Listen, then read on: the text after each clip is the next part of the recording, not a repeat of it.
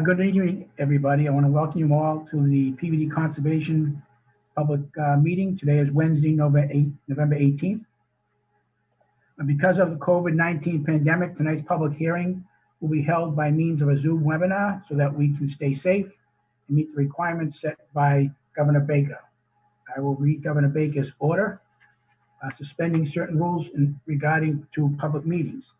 Pursuant to Governor Baker's March 12, 2020 order suspending certain provisions of the open meeting law, general laws 30A, subsection 18, and the governor's March 15th, 2020 order imposing strict limitations on the number of people that may gather in one place. This meeting of the PVD Conservation Commission will be conducted by a remote participation to the greatest extent possible.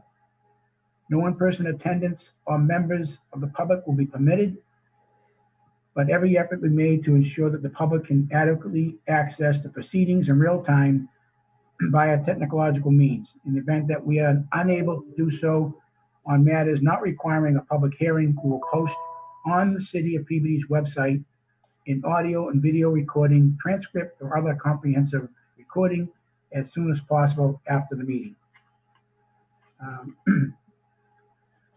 like to take questions by people who are in attendance after each presentation and after we've received comments and discussion from commissioners. And then we will find out who wishes to speak, introduce public officials, and go from there so everybody can speak if they need to. So tonight's public meeting begins with emergency certificates. Number one on our agenda is to be ratified. It's a request for an emergency certificate made by Brendan Callahan, Assistant Director of Planning, to demolish a building located at 24 Collar Street. The building has been deemed unsafe by the city's building commissioner, Albert Tallarico. Work must be done during the following time frame between November 30th and December 29th. Brendan. Good evening, Brendan Callahan, Assistant Director of Planning. Yes, we are. I guess requested an emergency certificate so we could take down the building. It wasn't the original plan to take the building down at this time. We had originally, the city had a little background.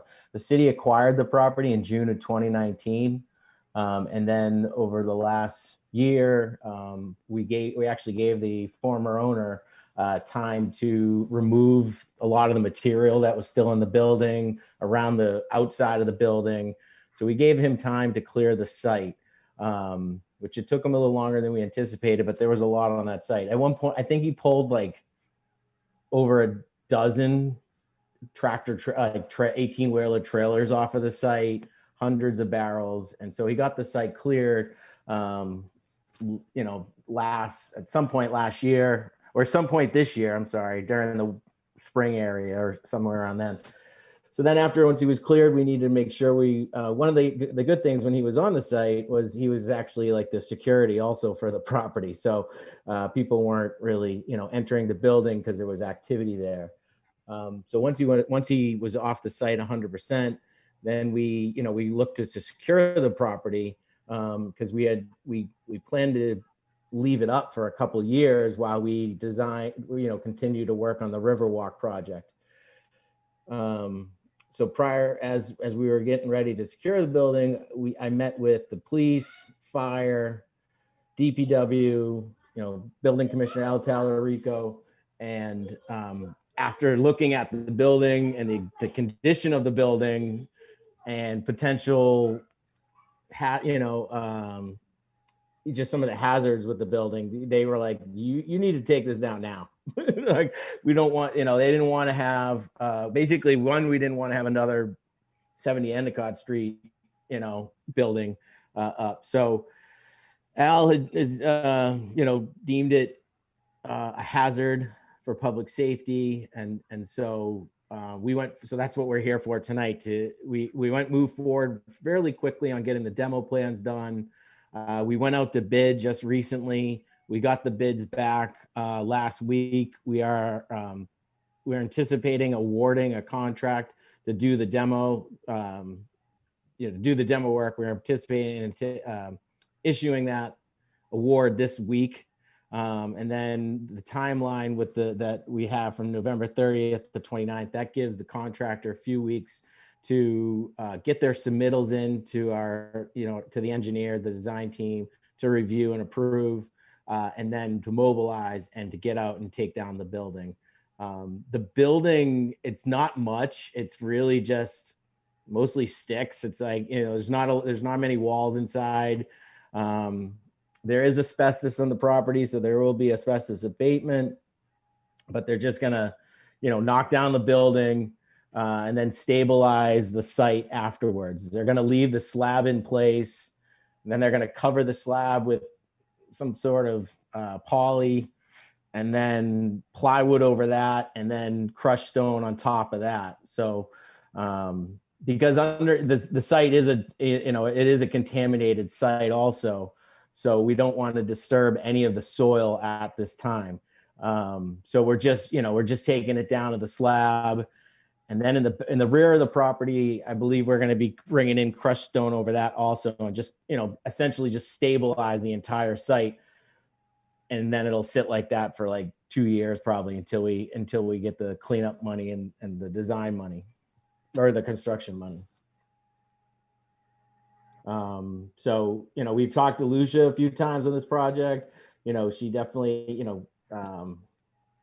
we saw the conditions that she gave. They're all, those are all conditions that we can meet for this project.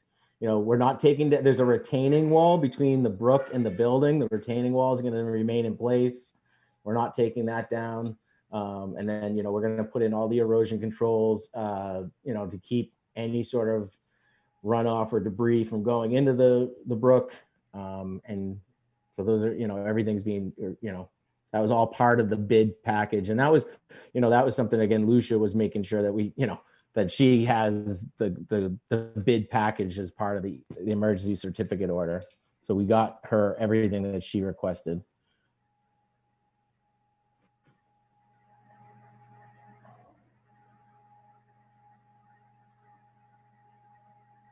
Does anybody have any questions? So there'll be, during the demolition process, there'll be an LSP on site? Yep. We have, we do have, I don't know, we won't have an LSP on site because we're not doing anything with the soils, but there will be monitoring, the abatement monitoring will be properly monitored, I guess. Yeah, that's my concern is the asbestos. Yeah, where it is relative to the building, and talking about knocking the building down, but not abating the asbestos first. I'm not sure how that's supposed to be done. I can't 100% answer that question because the designer was saying he doesn't know right now if the contractor is going to separate the material or just lump it all as asbestos and just take it all off and categorize it as all asbestos. I think that's up to the contractor how he wants to do that.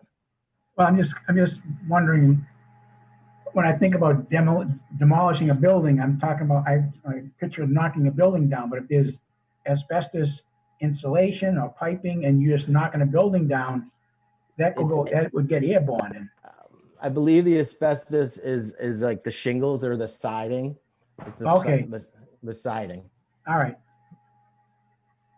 That's what the asbestos is. Sometimes they wet it down ahead of time, that kind of stuff. I know if you look in the plans, they do have like the construction notes talk about having a water truck there.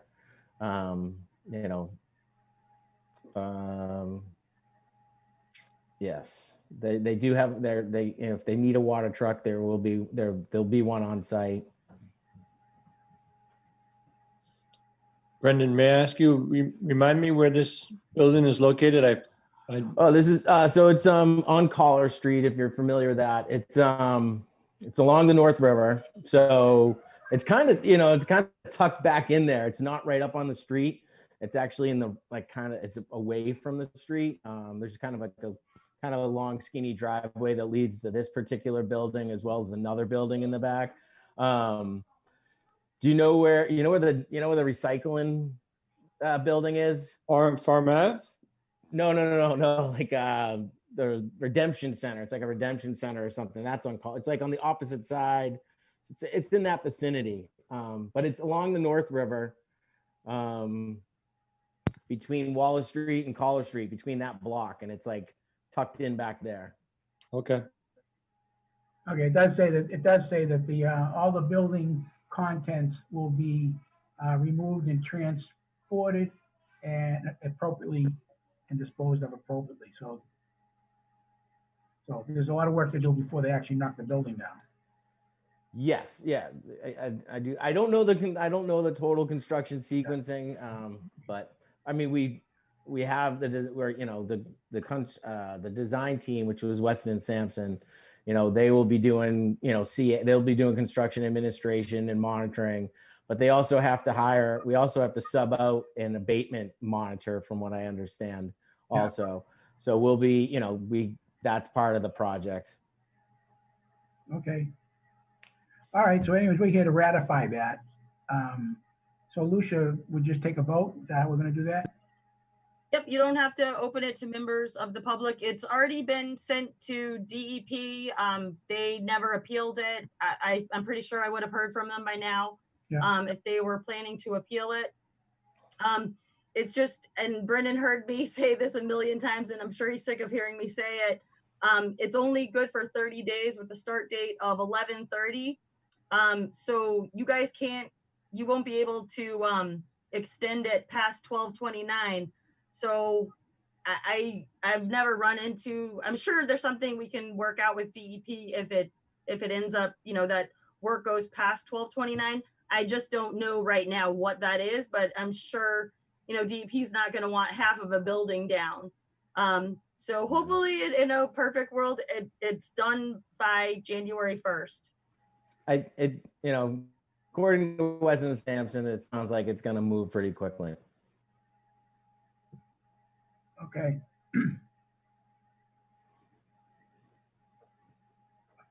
Does that take a vote, Lucia? Yes, someone needs to make a motion to ratify it in the second, and then I just would do a roll call. Okay, I'd like to make a motion. Somebody make a motion on the emergency certificate, approving it. I move to make a motion. Second. Seconded. Okay. Okay, I'm gonna do a roll call. All in favor? Chairman Rizzo. Yes. Vice Chairman Comack. Yes. Commissioner Vivaldi. Yes. Commissioner Wojcik. Yes. Commissioner Athos. Yes. Commissioner Green. Amanda? I don't see her microphone on. Yeah, she's muted. Well, she has two. Yeah, she's muted. Can you hear me now?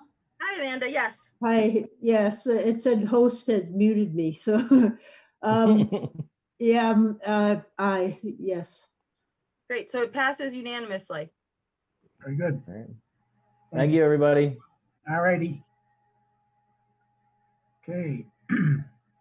Item 2 on the agenda is to ratify request for an emergency certificate made by Endpoint LLC for the property owners to comply with MCP guidelines for a release of home oil fuel in close proximity to the wetlands located at 16 Castle Circle. Work must be done in the following time frame between October 20th and December 18th of 2020. Work has already started. I told them that if they got me a picture of the heating oil in a better containment, that I wasn't expecting anyone to come to the meeting tonight.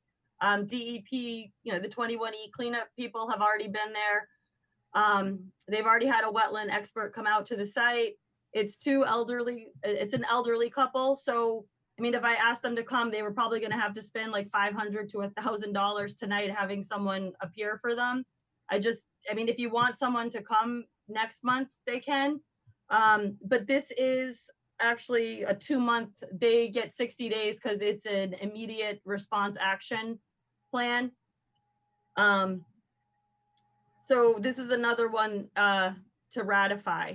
So does that 60 days include replacing with a permanent tank? To abate the emergency. So Well, I saw the photos, and I'm not sure where with regard to the rest of the property or driveway or anything like that. I can see the house and where the tank is, and I can see the containment area, which would hold the volume of the temporary tank. But I wasn't sure what else needed to be around that tank because there's no protection around the tank currently. I'm not sure if there's cars parked nearby or if it's in the side of the house, the back of the house, in a driveway. it's in the back. Did you see the pictures I sent today? Yeah. He said in that email that that's like standard for 21E oil. There's like a little thing under it, like a bathtub. Yeah, and I think that's fine. I'm only thinking about relative to the photos.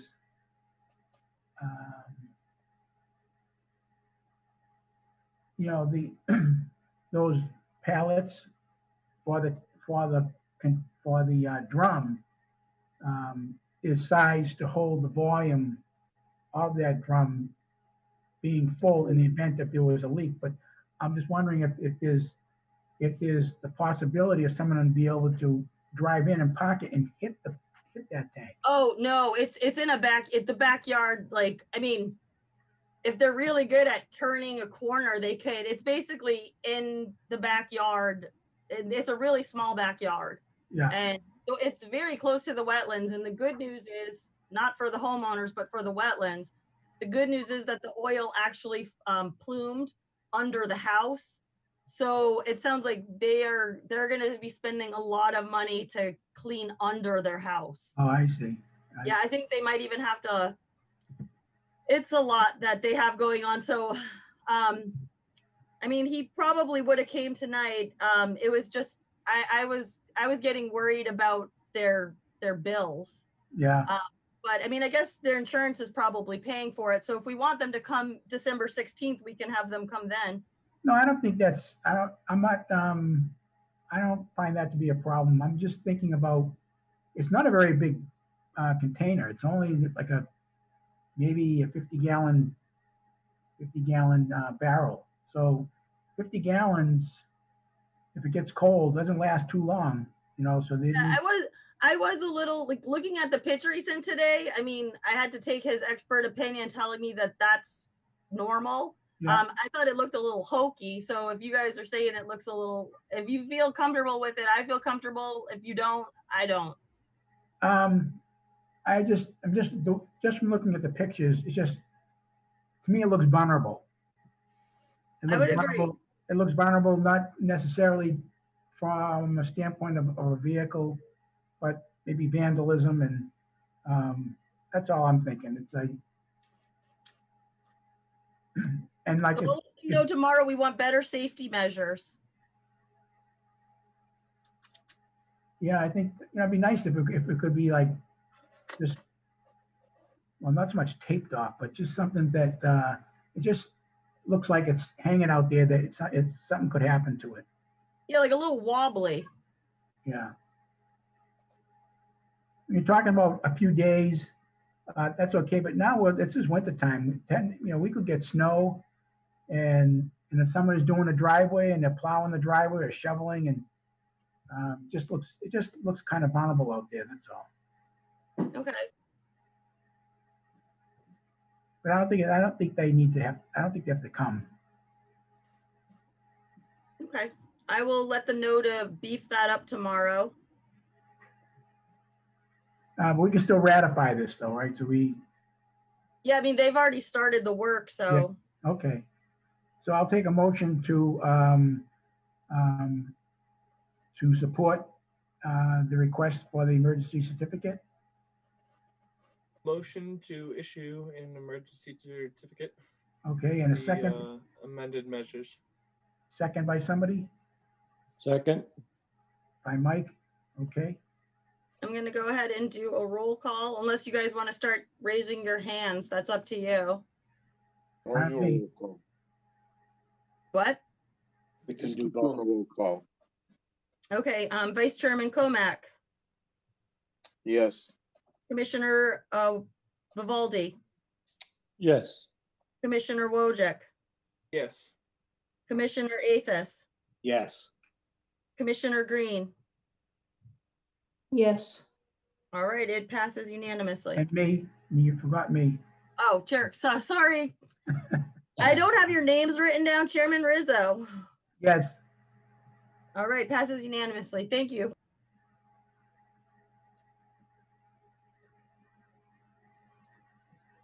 okay. If everybody's ready, we'll go to item 3 on the agenda, which is under extensions.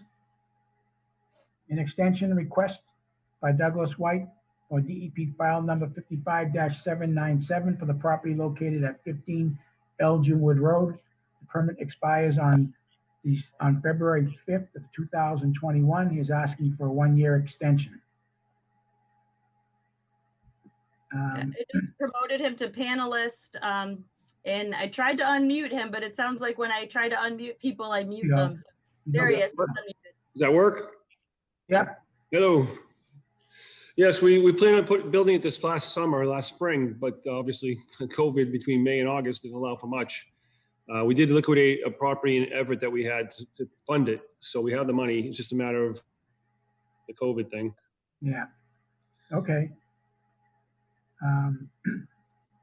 Okay, do I have a motion from the commission to extend the order for 1 So year? moved. I'll make a motion for extending the permit for 1 year for Elginwood. What is 16 Elginwood? 15. 15. 15 Elginwood. And do I have a second? Seconded. Okay, second by Travis. Okay, all in favor? Aye. Aye. Aye. No roll call. Okay, If you guys, I mean, technically we should do a roll call, but I've been watching other people's meetings and they have their video on and raise their hand so we can see them. Yeah, But not everybody has the video on, so, yeah, so that's the problem.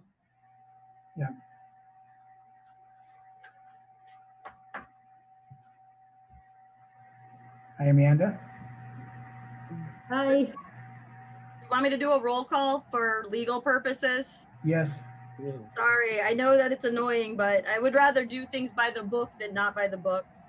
Chairman Rizzo, yes, Vice Chairman Comac, Yes. Commissioner Vivaldi, Yes. Commissioner Wojcik, Yes. Commissioner Athos, Yes. Commissioner Green. Yes. All right, unanimous. Thank you. Thank you for your patience and understanding on this one. Thank you. you bet. It's a long project, as you know. Good luck. Thank you. Okay. Next on the agenda are requests for certificates of compliance. Item 4 on the agenda is a continued request for a full certificate of compliance as made by Curtis Young, environmental consultant, wetland scientist, on behalf of Group 1 Automotive for DEP file number 55-832. Project is entitled Proposed Inventory Lot. The address is known as 0 Willowdale Ave, map 39, lots 29 and 23 in the city of Peabody. They are asking for a continuance until at least December. We are still waiting for an as-built and Will Paulitz to help me review that. So they want a continuance just till this December? At least. It might end up getting continued again. You want to push them up further then maybe? No, because they might end up. I don't want to like pigeonhole them into a December, because we're actually coming back to our 21 days starting December 1st. We now have to hold meetings and I have to issue things within 21 days. So I would rather like get everyone out that has to get their stuff out and not hold anyone up. Okay, so we're looking for, they want another 30 days. They want to extend the meeting.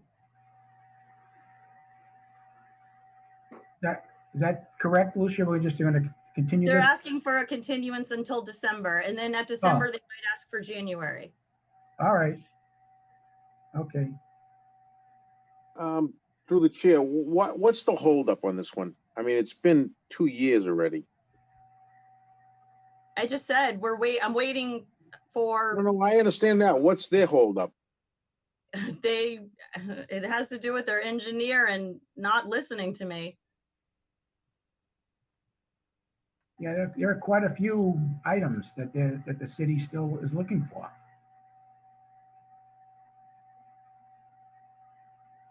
Well, let's, if it's okay, if you all are in agreement, you could make a motion to continue this to next meeting in December.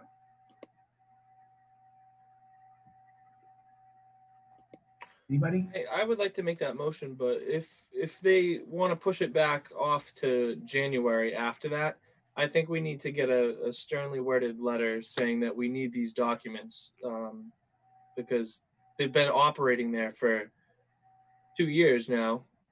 It'd be nice if And- maybe if they don't come through in December, maybe we can get Curtis Young to come to the meeting and just talk to us and see what's going on. Sure. He's an easy I'm guy. sure someone will, I would ask the engineer, not just make poor Curtis Young, because Curtis Young is only the wetland person. Oh, that's right. Yeah. And it's really, the issue really isn't with the wetlands. It's with the stormwater. Right. Okay. Well, we can take this step. So can somebody give me a motion to continue? to So December? moved. Second by anyone? Second? Second by Mike? Okay, roll call, Chairman Rizzo, Yes? Vice Chairman Comack, Yes. Commissioner Vivaldi, Yes. Commissioner Wojcik, Yes.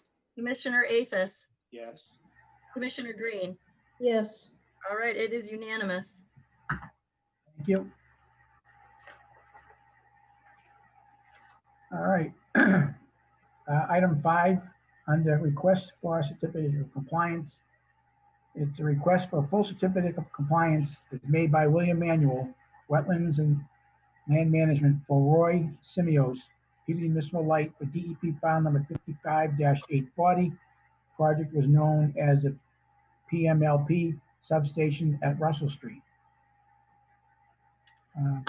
Roy is asking for a continuance. Bill is here, but he's here for another meeting and he's actually, I don't think he's on anymore.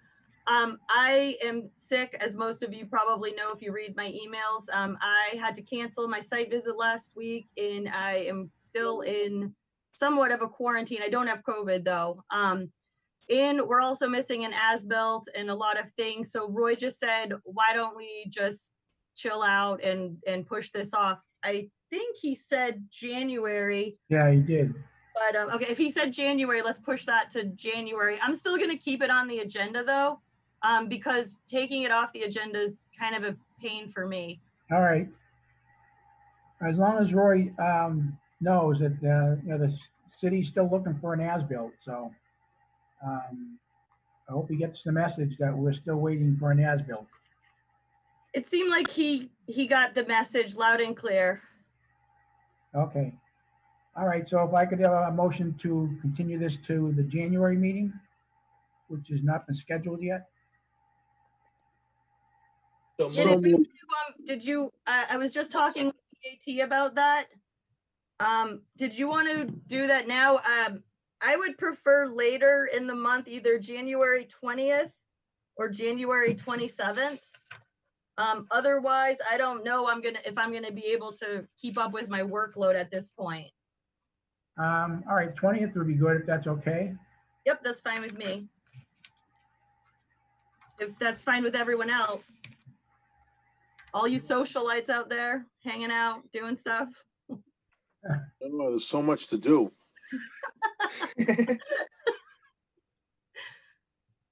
At least I know I have to cut the lawn. Oh yeah, so now So, that to January 20th, there wasn't a motion made, it was just a suggestion. That works for me. I'll make a motion to continue this permit until January 20th, 2021. Yeah, Seconded. all in All favor? right. Yes. Okay, Chairman Rizzo, Yes, Vice Chairman Comack, Yes, Chairman Athos, Yeah. Commissioner Athos, Yes. Commissioner Green. Yes, All right, unanimous. okay. All right, next item. It's under notices of intent.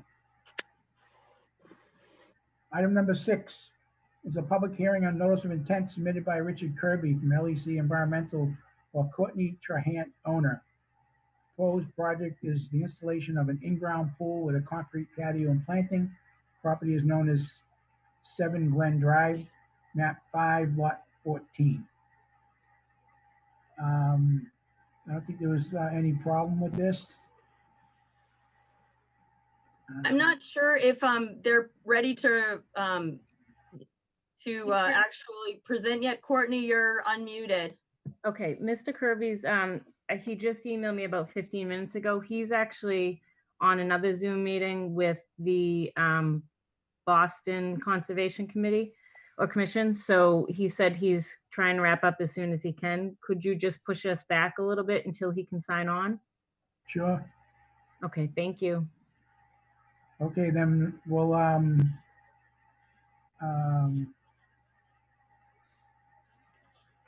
we'll break protocol, and if it's okay with, if there's anybody from the public here, besides the petitioner, do you know that, Lucia?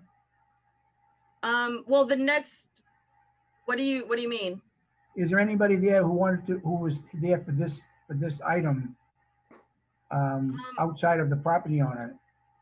Because we're gonna take them out of turn and move them down the list of, till their engineer can show up. So I don't know. I don't see anyone raising their hand. I think the people who are, mostly everyone who's in here, I'm promoting to panelists for the next one.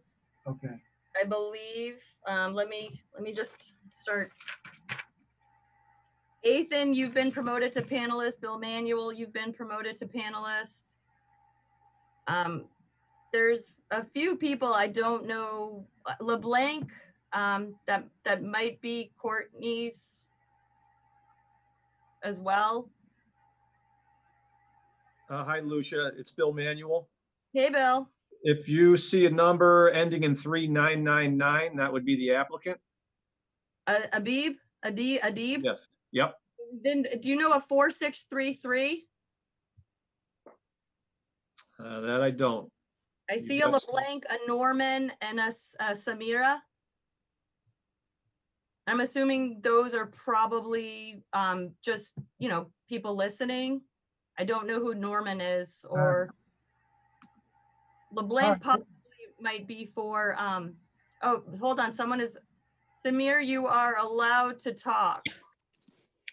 Hi, I'm actually just joining in regarding the hearing for the 468 Lowell Street activity. So I wasn't sure if you needed that information now. Okay, Yes, we haven't please, got to that yet. That's coming up. Thank you. Okay, so let's take item number 6 out of order until hopefully Mr. Kirby can get here soon. So based on that, we can move on to item 7. So once we start, this could take a little while, but. So item number 7 on the agenda is a public hearing on a notice of intent submitted by Bill Manuel, Wetland and Land Management for Adib Elias, Jack Elias LLC. Proposed work is the installation of fuel tanks within the paved parking area. The NOI states that site previously was a filling station, the property known as 468 Lowell Street, map 48, lot 94, in the city of Peabody. Good evening. So Bill Manuel from Wetlands and Land Management. The LSP for the project, Steve Fleming, is elevated to a panelist. Ethan, you see, is here as well, and Adib is the one of the owner, or the son of the owner of the property, the applicant.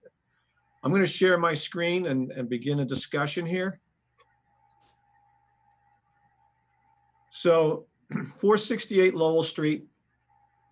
The property was a filling station about 15 years ago. It's no secret that there was some fuel spill at some point in the past, and there are the LSP Steve Fleming can talk to where we are in the sort of the recovery or the monitoring phase. Actually, we're in the monitoring phase now.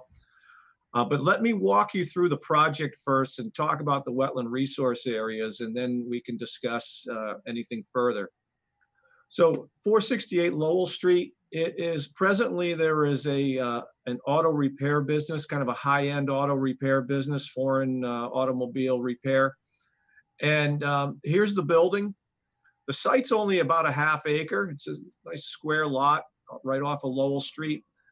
The former pump islands and the roof canopy are still intact. They're right here. Any tanks that were associated with the former filling station are gone. And the site's under basically monitoring right now for natural attenuation, but I think Steve's going to talk about that later. The wetlands, the wetlands are just off the property. We tried to get permission because Proctor Brook is in the back of this lot. And we knew we'd have to look at that to define where the riverfront area is. And we tried to get permission. We tried to contact the owner of this abutting property several times last winter to get permission to enter. And we weren't allowed to do that. He didn't get a reply. So I was very careful not to stray off property here. I was trying to be as close to the property line as I could. Basically, you can see there's the elevation of Lowell Street, and then the land drops down fairly steeply right behind the building. And the wetlands occur right at the base of the slope. So I put flags 1, 2, 3, 4, 5. There was a little hump of upland here that I knew was off site, so I didn't bother to flag that, but I picked it up again around here. 100, 101, 102. So as I said, the wetlands are basically right at the bottom of slope. Now, without permission to go on the land, we had to estimate the 200 feet from Proctor Brook to scale on the limit of riverfront area. And that is this line here, give or take a foot either way. You can see from the GIS that the brook is fairly well channelized in this area. And so it was fairly easy to scale that onto the site. So the entire site is in riverfront area. This is the buffer zone line from the edge of wetlands. So most of the site's in buffer zone. The site is paved. Basically everything that doesn't have a contour line here is paved or is the structure. So this pavement goes from the street all the way around. It actually continues onto this commercial property over here. There's no break in the pavement. And a little fence here. So it's paved right up to this edge here. This front section here is where we propose to install the underground tanks. So basically the work is you're going to have to cut the pavement and perform the excavation. The tanks are bedded in sand material. So, you know, any soil that is excavated. There's no room for stockpiling on the site. So all of that has to be live loaded and taken out. Steve's going to tell you about how the soil has to be managed by an LSP. But basically, there's no stockpiling on the site, just whatever's dug.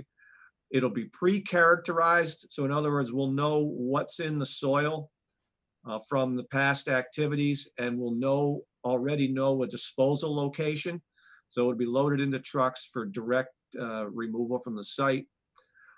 The tanks will be installed, they'll be backfilled appropriately, and then the area is covered with pavement. Of course, there'll be filling manholes on the top of the tanks, and the fuel lines will be connected back to the islands, and the pumps would be installed on the islands. We need some vents for these pipes, and there will be a couple of new trenches that will be cut in this location, and a couple of vent pipes will be installed in this back corner of the pavement. And this square of red right here is what is known as the activity use limitation line, the AUL. So as a result of the past activities on the site and the release of whatever petroleum, it's essentially cleaned up, except this area here has to be managed in a certain way. There are conditions of the AUL. And so before I get too deep into it, I really should turn it over to Steve Fleming, and he's going to talk about how the soil is going to be managed here on the property, and what this AUL means, and where the property is in the stage of cleanup. So Steve, why don't you take it? Thank you, Bill. I'm not sure if anybody can hear me right now. If someone could just mention that they can. I can hear you, Steve. Okay. So Bill pretty much summed it up very well. The site's got a long history of use as a gas station, and associated issues associated with gas stations historically going back to the 70s. Going back to the 70s, there had been some releases. They'd probably been remediated to the standards of care of that day. And then later on in the 1990s, there was another incident where they had gasoline spill. It resulted in cleanup. There was actually 2 spills. They did the investigation, they did the cleanup, and then they determined that it was adequately cleaned up, but that if anything was disturbed in that area, they would need to control it. So they situated the area of AUL where where there was still some contamination left in place that was inaccessible. So that's where the AUL is that Bill has identified. And that was for spills that occurred in 91 and 96. They were closed out in 96. And, that does have some special conditions there.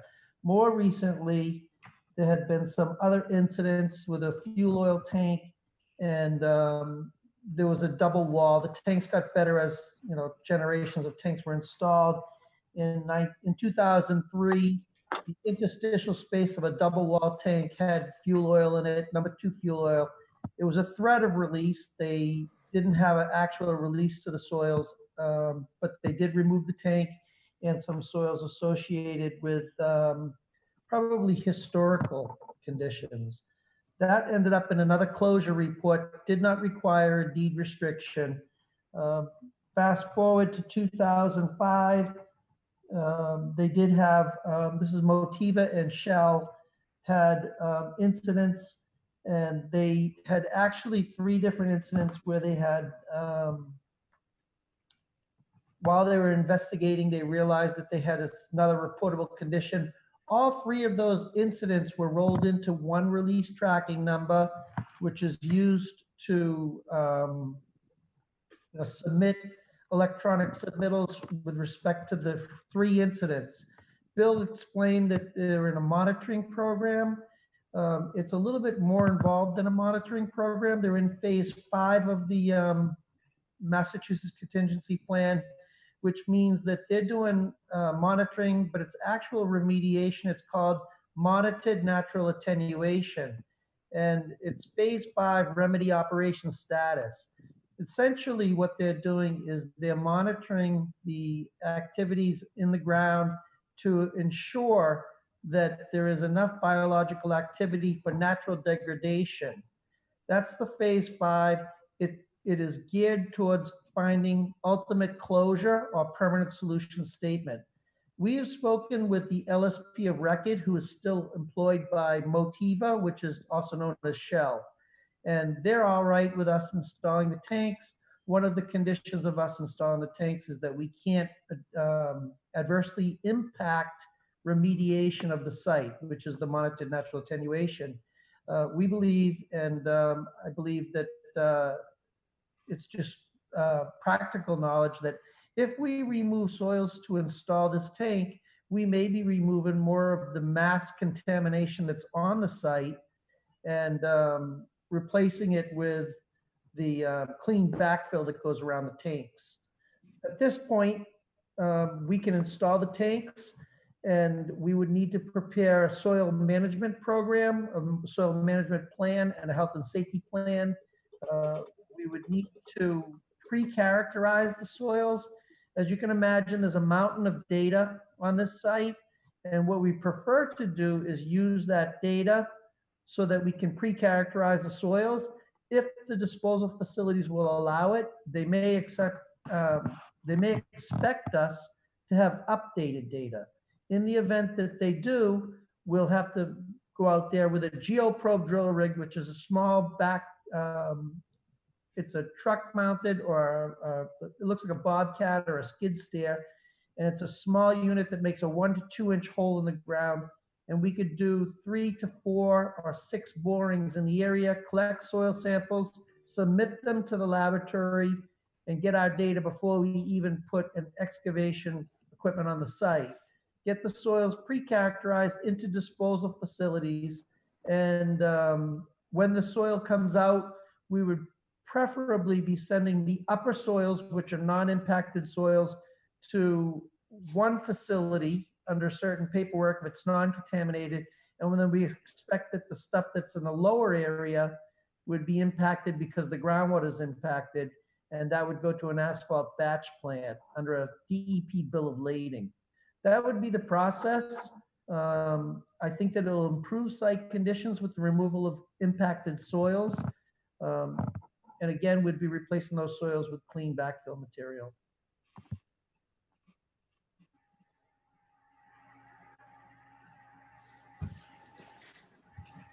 Okay.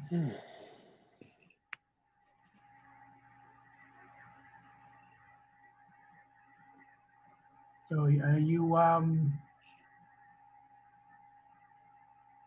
finished, Bill?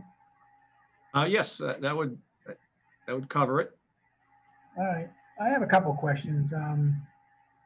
So you said this was Motiva. So is it going to operate as a Shell station when it's open? You know? I'm not sure exactly if Motiva is going to be running it. I think that my client's going to be running it. I'm not sure who their vendor is going to be. Motiva does have an LSP of record for the project, and they're remediating the site. They'll continue that process regardless of whether we install the tanks or not. Yeah, So okay. that will continue. I only asked that because I just see that there's only 2 tanks, and I'm just curious about that. Given the blends of gasoline and stuff, it was Motiva or Shell or Texaco. There's usually 4 tanks, but so there's 2 tanks, a 15 and a 12. I don't know, maybe they're going to blend. I'm just trying to figure out that so no one's coming back for more tanks later. But I'm used to seeing more information than this. These are double wall steel underground tanks they're proposing. The tanks are double wall fiberglass tanks. Okay. All right. So all the piping as well is going to be double wall piping. Yeah. And everything will, even the sumps are double wall these days. So the system today is going to be a little bit more, well, a lot more protective as earlier generations. Yeah, because that's what Shell and Texaco, they use fiberglass. Pretty much everybody's getting away from the steel tanks. There are some fiberglass clad steel tanks, Yeah, but these ones are gonna be fiberglass tanks, okay. double wall. Now, the site is, it's right next to the wetland. So these tanks, a 15,000 gallon tank, that's like 8 or 10 feet in diameter. And, you got, the wetland is at elevation 90 and the existing pavement is at 100. 10 So, feet. so these tanks get, you gotta excavate 8 or 10 feet down and you gotta put a slab in, which is about 12 inches thick. So you're down 10, 12 feet, you're in the water. And so I'm concerned about dewatering and the potential of any contaminated soils. And with the groundwater, that's not a good thing to have, or it makes it more difficult. And wonder if you could speak about that a little bit. So typically, the water is managed with a frac tank on site, if it has to be managed at all. The base of these tanks, from what I understand, are gonna be above the water table, or just slightly above the water table. If the water has to be pumped, and we have seen the contractors, they'll probably, they may be driving sheet piling in here on the sides. Yeah. To limit the amount of groundwater influx. Not quite sure if that's part of the plan, so that the hole doesn't have to be opened as wide as for side sloping. And generally that helps control the water table. If they do have to pump, they're most likely going to pump to a fractionation tank. It'll be a 20,000 gallon tank or a 10,000 gallon tank, which would be sited on site. And then they would either truck it away or put it right back into the excavation. They're not allowed to mound it. In this case, we're probably going to be limited on the amount of water that's pumped. And it's probably going to be pumped for about a period of a day or two, just so that they can put in either the pad or dead men along the side.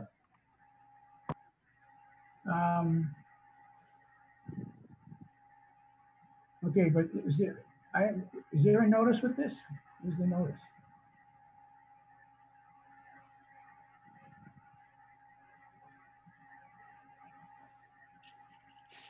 Oh, there it is.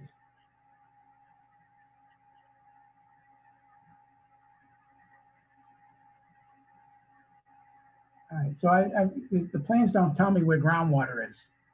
I see I'm assuming when I see a wetland at 90, that's your water elevation. So there's nothing on this plan that we're seeing that tells me where groundwater is. I believe groundwater at the site's going to be between 10 and 12 feet.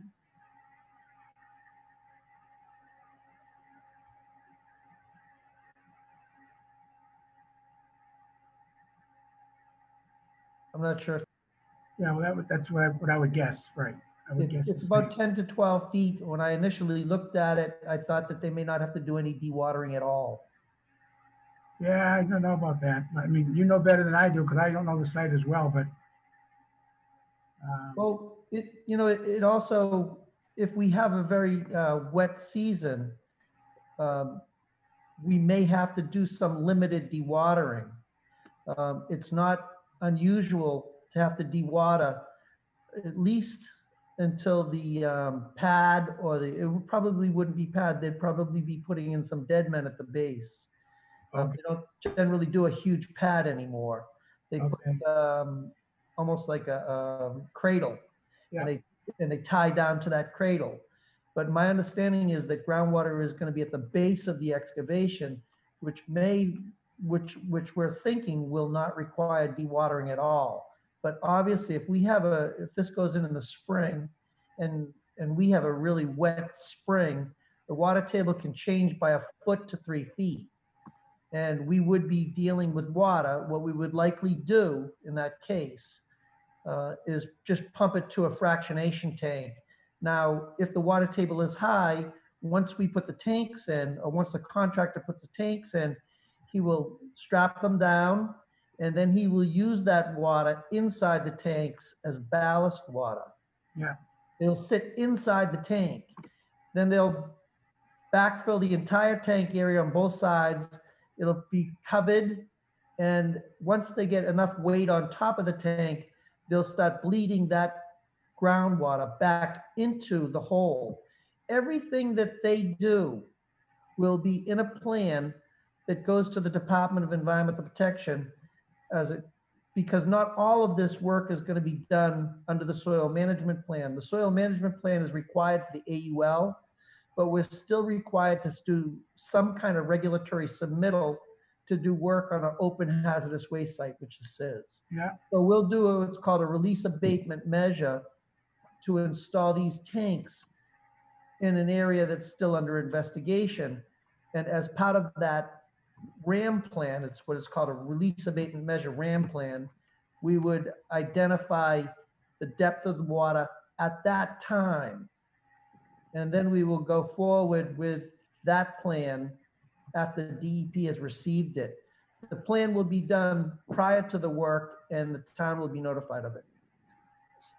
Okay, is this, do you know if this is gonna be self-serve or full-serve? You know, I'm not quite sure exactly about the end use. I think that we can identify that if that's an issue and commit to one way or the other. Is it more of a concern if it is a self-serve? No, just that, I know you're gonna self-serve, you're gonna have to go to the state fire marshal's office for a permit. And you need fire suppression plans and so forth associated with that if it's full service. I believe the owner's representative is on here, Deeb. He may be able to answer that question. Yeah, we're planning on having it self-service. Okay. Okay.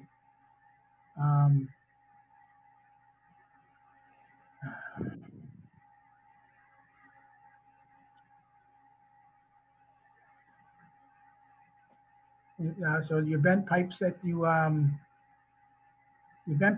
show, those will be relatively shallow relative to disturbance inside your AUL area?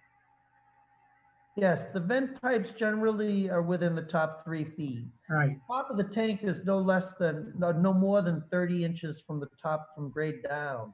Right. Generally, it's 2.5 feet. Then the vent pipes come off the top of the tank and will travel over. They may even be able to be relocated to the side. It's just that they generally put them off in the corner where they're out of the way. Yeah.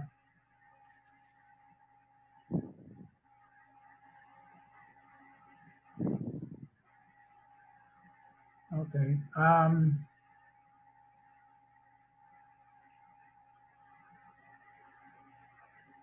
There isn't much more I can ask about this because the plan is relatively limited relative to the operation of a service station as far as equipment goes.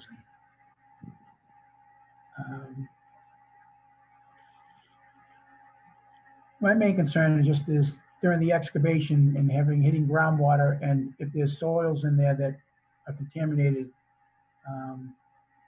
disturbing that, moving things around, that we're able to manage that water and collect it and treat it. Well, we will be planning for dealing with the soils, and we will have a home for the soils before they're even disturbed. The groundwater, we do not anticipate having to pump, but we will have a plan in place to pump and either truck it off site, contain it and truck it off site, or bleed it right back into the excavation from which it was pumped. Yeah. And there are procedures for that. We're not allowed to cause any mounding or exacerbate site conditions. Yeah. It's just, I don't know what you were expecting from us this evening. But there's a lot of unanswered questions relative to soils and the groundwater and maybe, I'm a little uncomfortable closing a hearing and issuing an order if I didn't have more testing and more information about the site. so that we have a good feeling of, and I totally respect and understand the effort that the LSPs and you folks do in doing this. So it's not that I don't trust the quality of work and that's required to put a service station in operation. I just would like to see, would like to just know more ahead of time, rather than just seeing this one plan. I understand. I would like to add, there is a mountain of data on the site. And any new data that we generate is not going to tell us anything new that we don't already know, that hasn't been investigated since 1991. Yeah. By several different consultants. However, we may still need to get that data because usually the disposal facilities want to see data that's within 6 months. And I know that they haven't done soil testing within the last 6 months. They've been primarily or largely doing groundwater sampling for gasoline and fuel oil constituents, as well as for biological indicator compounds. So we wouldn't have data for the soil. So that is a question, but at the same time, this site has been investigated since 1991. There shouldn't be any surprises when it comes to the data. In fact, even the groundwater elevations, they may fluctuate a little bit, but if we wanted to, we could actually hold off the tank installation until the water table was low if we thought it was a problem. Yeah. We don't anticipate an issue with groundwater. And we do anticipate that the groundwater is going to have a level of impact because that's what they're monitoring right now as part of the phase 5. Yeah. We don't expect that we're going to get any new answers if we have to do the drilling. We're only going to be doing the drilling because the facility won't accept data that goes back to 2006. That's the most recent incident that was reported. Okay. Well, I am pleased that the all your excavation is being moved off site. So that's good that we're not storing anything. So generally it'll be all new material coming back, good, clean material. We anticipated that the commission would have trouble with us stockpiling on site so close to the wetland resource area. So we didn't even go down that road. I believe that Bill might have even had a conversation with Lucia about that ahead of time because we expected that to be a condition. And frankly, that's probably the most important thing is to excavate soils and direct load. Yeah. Yeah. Okay, let's see. Is the site going to be open for business during this construction? Ed, can you answer that question? I believe it'll be shut down, but Eddie, can you answer that question? Yeah, we would probably have to shut down the site. We've talked to the owner right now. It's rented out. Ahead of time. Give them some enough time to shut down operations. How long will this take for the excavation, anyways? Do you have any idea on that? So is the site going to be fenced off then? I can answer that. The site, whenever tanks are installed and an excavation is made, the area is almost entirely enclosed by construction fence. Yeah. And secured, not for environmental reasons or wetland reasons, just for safety issues. Yeah. Okay.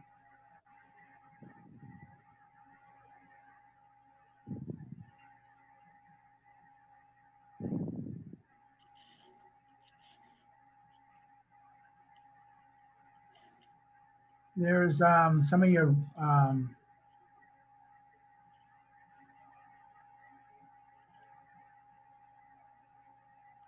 the BMPs don't go around the other side of the building. I know your excavation is the area closest to Lowell Street, but the grades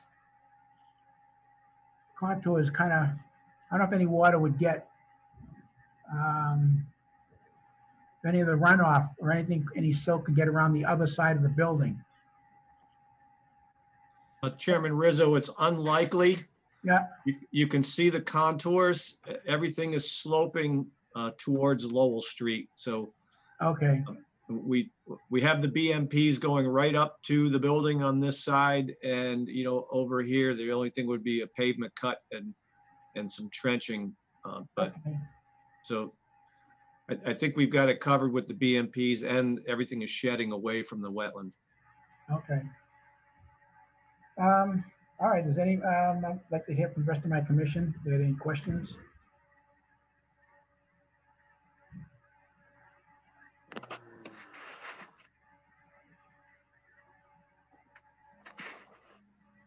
don't really have any questions. Okay. Are there any, Question. I can't hear you. Hi, so there've been a number of spillage incidents, I guess. Was this from the fuel tanks that were and when it was being operated as a fueling station? These spill events? Yeah, I've reviewed the old files from several different consultants, and they go back as far as the first incident that's recorded and that has a release tracking numbers for 1991. When you look at that information, there is some historical information going back to the 70s of some earlier releases. I think that a lot of the incidents that we're looking at, some occurred because of the operations on the site by Motiva and because of the steel tanks that were used in the past. More recently, the incidents were, well, in 2002, there was an incident at a fuel oil tank, but it wasn't a spill. It was a spill to the interstitial space of a double wall tank. When they discovered the oil in the tank, it was considered a threat of release. So just removing the tank. But then back in 2005, they had a historical condition. They found some contamination, and then they found some free product that resulted in two different notifications. One was historical. It could be related to old spills. It could have also been related to old fuel lines. The details are not all that, things aren't documented completely, so that I don't know if they did the investigation so that they could find out the source of it. They removed everything at that time and then just dealt with what was remaining. In 2006, they had a high VOC concentration in groundwater that triggered another response or notification. All of these could very well be related to the historical conditions, and they might have been contributed to. And as they start working and they're removed the tanks, between 2005 and 2006, things sort of move around, and when there's not much contamination in the ground, maybe the tanks or lines were leaking, or maybe the pumps were leaking. They probably disturbed things when they drilled, or they were investigating and found more.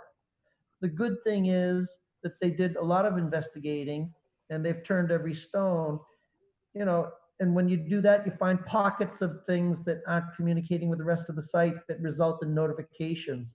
At this stage, the site is pretty tepid with wells and borings on site and off site. And a lot of the monitoring has been going on, semi-annually or annually since 2006. And more recently, I believe it was in June, as recent as June. The report hasn't been updated in the DEP files, but I did talk to the LSP of record. It's Sovereign Environmental, and they have data as recent as June. In January, they're going to do another round, or December. So there is still quite a bit of information, and there's still, those incidents may also be related to maybe one or two incidents, but they just triggered different notification requirements. All right, thank you for that. So is any of that new data going to be being reported to us or to the city? Typically, the data in remedy operation status goes to the DEP through the electronic DEP file. And all those reports are online and public information. I think that the city may get some notification of the availability of those reports, but that data shows that that the groundwater is improving, but you still have conditions that are requiring them to continue. So they're a ways off for a permanent solution statement, which is the closure report. Okay. All right. Does anybody else from the commission want to speak on this? I know we had some, I think I saw some town officials. Are any town officials here tonight that want to speak about this? Lucia? I would like to speak if you want to hear me. I Yes. see that City Councilor Ed Charest is on, but it doesn't, he's unmuted, so if he wants to speak, he can. So, I don't think he wants to speak. Okay, how about you, Lucia? You want to have any questions? Yep, real quick, one question. Bill, I think you might have misspoke. You said the entire property was in Riverfront, but it looks like only that itty bitty back portion is. But is that correct, Bill? You are right. I was confusing buffer zone and the extent of riverfront. Okay, so the only reason why I was being a stickler asking for that, the riverfront, is because in order of conditions, I need to know you're not doing any work in the outer riparian zone, basically. That's correct. Okay. And then hearing about the dewatering, I don't have any information on dewatering. That wasn't even something that even I thought about. It's not in this soil management plan that I just got this week. So I'm thinking that is something that we definitely either want to condition it or add it to the soil management plan. If I can respond to that, the soil management plan is for the AUL area only, and that's requirement of the, it's a requirement of the AUL. So we only have to deal with soils in probably the upper 3-4 feet if necessary. And we wouldn't be doing any dewatering as part of the soil management plan. We don't anticipate doing dewatering, and that's why we didn't include it. However, if we are going to have a provision for it, it would be included in something called a release abatement measures plan. And we'll know more about whether or not we even need that when we get the schedule of the work and when it's going to be done and what the groundwater and what the seasonal fluctuations are going to be at that time. But at this point, we don't anticipate groundwater dewatering. And if we do it. This is a little softer. It's hard to follow this guy. If we're going to do dewatering, we may be able to provide you with a decision tree and how we manage the water.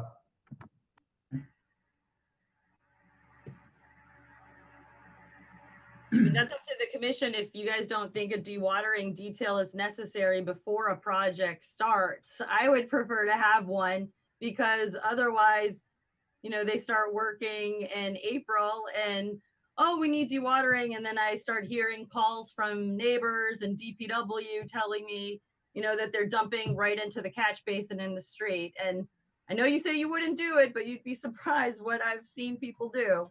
So that's up to the commission. I did send you guys an email earlier and I posted it on our OneDrive with the recommended conditions if you were wanting to close the hearing tonight. I do see some hands raised, so I'm just gonna real quickly just remind you guys what my conditions were, which I did share with Bill Manuel already, I believe. All work needs to be done per MCP guidelines and the AUL of record. That would be I would suggest you guys do 1 through 50 standard, DEP standard 1 through 20, and then R 21 to 50. And I can, go through the ones that are not applicable for this project and write not applicable. That's what I've been doing lately. So all work, and then 51, all work to be done per MCB guidelines in AUL of record. 52, no stockpiling, live loading per narrative in the NOI. Work also is to be done per the soil management plan dated 11/16/20. And if you guys wanted to add to that condition, that we should be copied via email of the bill of ladens.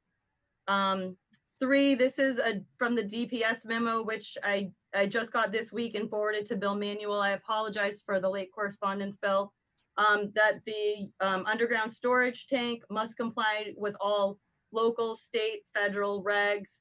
And then the last one, super easy, just to remind them that hay bales are not allowed in PBD. I think this plan has been changed to show a mulch sock.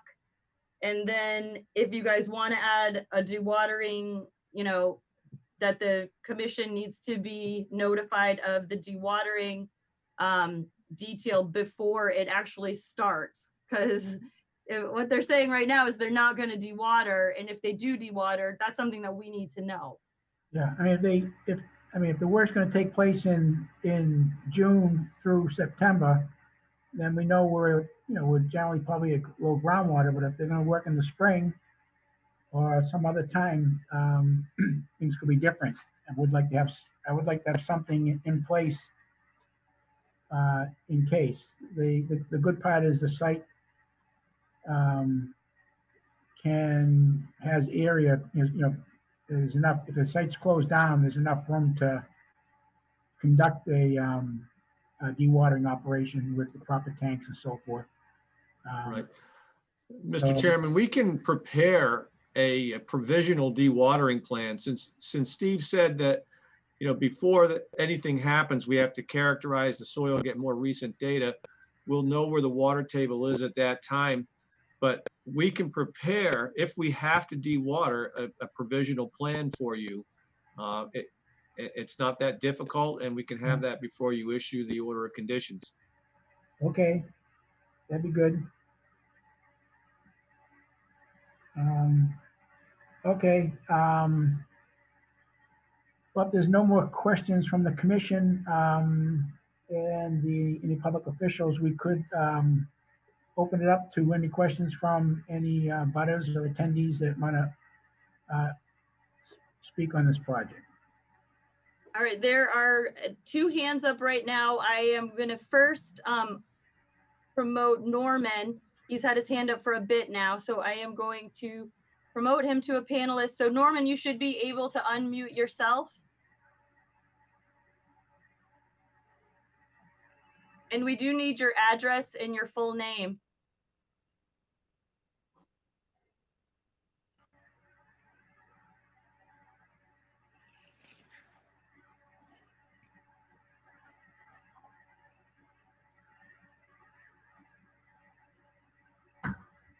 Okay, can you hear me?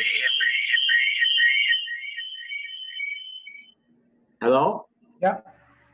I hear you. Norman Brown, and I live at 465 Lowell Street, right across the street from this site. What was your last name? Brown. Oh, okay. Oh, I'm speaking to Chairman Rizzo? Yes.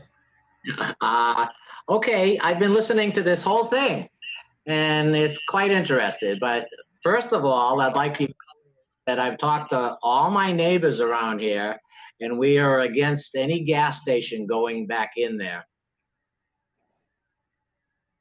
Okay.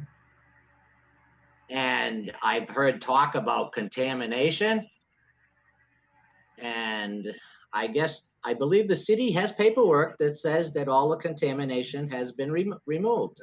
I talked to somebody, and I've heard that information is at City Hall. Well, I'm 68 years old. I've lived here on Lowell Street for 60 years, and previous to that, I live behind the Tremont Pharmacy on Tremont Street in Peabody. I've been in Peabody all my life. Well, I watched the contamination and the tank that leaked get taken out of the ground. But what happened was it contaminated the soil, obviously, to the conservation property, which is only 10 feet behind the back of the Shell station that was there. And it also traversed westerly over to the Lomart Shopping Plaza, which was a grocery store at one time. And being personal friends of the Lalicases, I know everything that went on. And the contamination surrounded the foundation, and the Board of Health got called in, and they contaminated all the food in the Lomart, and it had to be destroyed. Now, I'm across the street, and after listening to this hearing about how conscientious everybody is about cleaning that up, I'm 75 feet from the gas tank that was leaking. And not one person from Shell ever came to my property to check my property for contamination. There are 20 neighbors right now that are totally against any more gas tanks going in there. The businessman that's in there is a very friendly guy, and he's a very good man, and would be happy to see him continue working there. But I do want to announce my opposition to this gas station, along with probably around 20 of my neighbors. We're very concerned. We do not want another gas station in there. Okay, Oh, I've said my piece. And I will be working with Councilor Charest on this. Is there anybody else who wants to speak? Yes, there's a Samira. She has unmuted herself, so she name and address, please. Yes, good evening. So my name is Samira Mile, and I'm a resident of 459 Lowell Street. And as a resident, a couple of questions that I had was one, the contamination and any spills that could happen. Those are very concerning. Again, living very close by to the location. And especially hearing through this whole hearing, discussing how many times there have been a contamination or leaking issues going on. And then my second question would have been for, this is that what would be the hours of operations? Because as of right now, the business that is in place, I believe the hours of operations are probably their end around 4 or 5 p.m. What would be the hours with this gas station be put in place? Ed, do you have the hours of operation, Ed, yet, or is that something that needs to be determined? We haven't really discussed that yet. I mean, we were thinking maybe like 6, 7 a.m. until like 8, 9, or like 10, and then on Sunday closing at 9. But we haven't really finalized the hours of operation as of yet. Yeah, I mean, being a resident, especially, with young children's, definitely don't want to add more noise to the location. I mean, so far, we already have the noise of the cars driving by, by living on, on Lowell Street. So if you add this hours of operation till 10 p.m., pretty much I'll be hearing noises at this point. One, when you do get, a tank refill, what time would they be delivering? Because that would, increase more on the noise as well. And usually I'm pretty sure they will be delivering, off hours, either late at night or early in the morning. So those are my concerns as well. But main concern, hearing with so many spills and contaminations, and I'm trying to understand exactly how would you manage that, and I don't think I ever heard why was this ever closed? Was it just made to the contamination? Because why is it not a gas station anymore?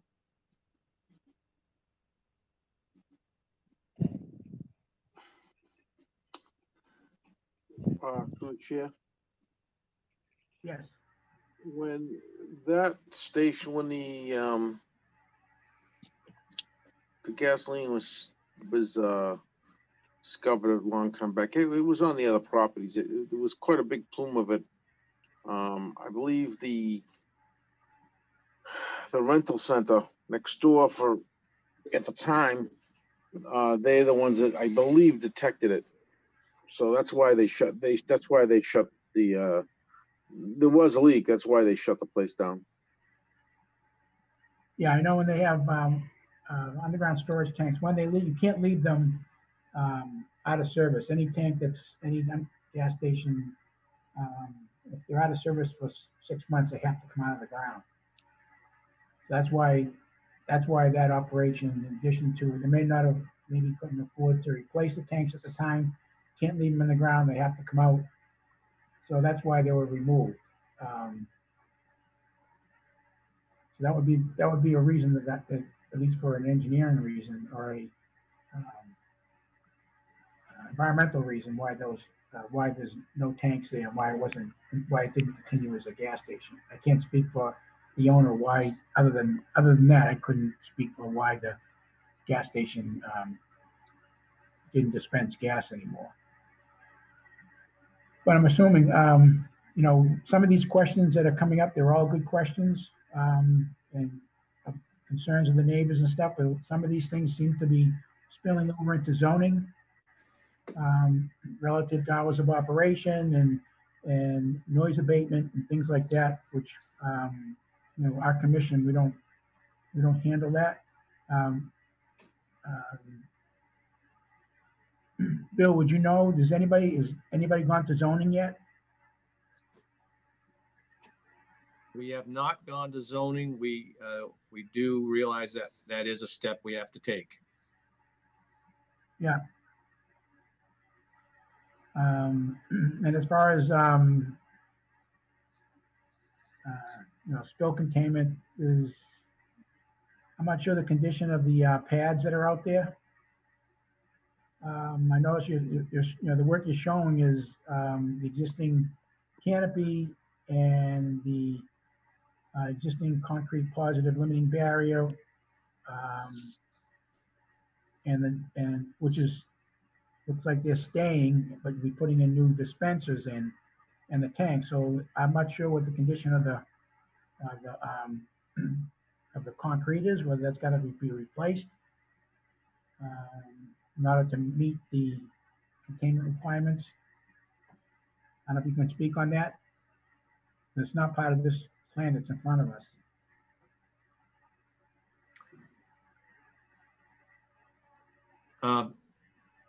If it needs to be replaced to meet a standard for spill containment or something like that, of course it would be done. Perhaps you could put in the order of conditions that we need to if upon inspection it needs to be done, then we'll come back for an amendment or at least a notification.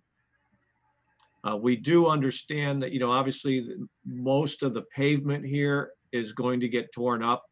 So I did put in the notice of intent that the entire site would be repaved at the conclusion of the project. So that would be the time when, if the concrete needed to be restored, that's when it would be done.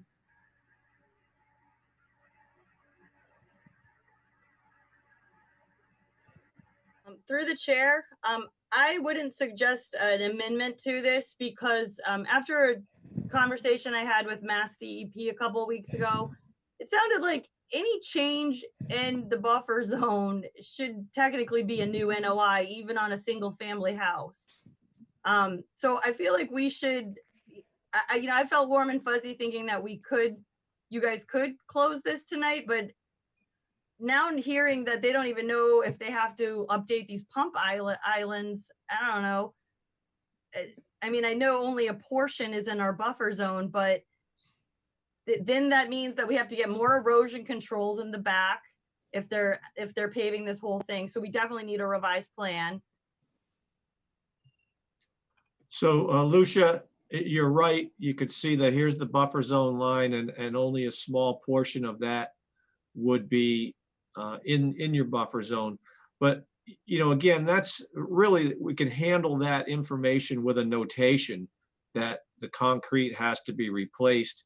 If you wanted more erosion control around this edge here, I didn't think it was necessary because there would just be a top coat of pavement, and typically we don't install erosion controls for that.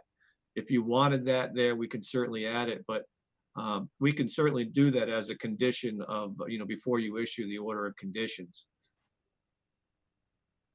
Wait, is this FEMA flood zone?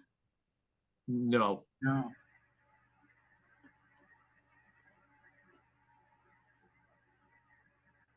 And just through the chair, I was unable to get out to this site. We were supposed to meet last Friday. Me and Bill were supposed to meet on 2 different sites, and I'm still sick. So just so you know, I have not been out on the site. I didn't notice, I didn't notice the condition of the pavement or anything on site.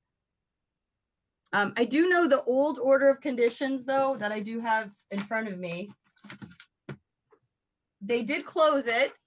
It was 55617. It was closed on July 24th, 2008. I issued a full certificate, and the commission, wow, this was back when we used to have to notarize it. Wow. The ongoing condition was that the applicant must cap the PVC fabric pipe in the rear of the building until phase 4 of the project. Now it sounds like we're in phase 5. So I was just hoping that maybe the LSP could touch on that. The stage that we're in right now is phase 5. So I think that condition was that they had to keep that until phase 4 was complete. I don't know the status of that because I'm not sure of that obligation, but we can look into it. I'm not sure that it still is an obligation since they're in phase 5 of the MCP process.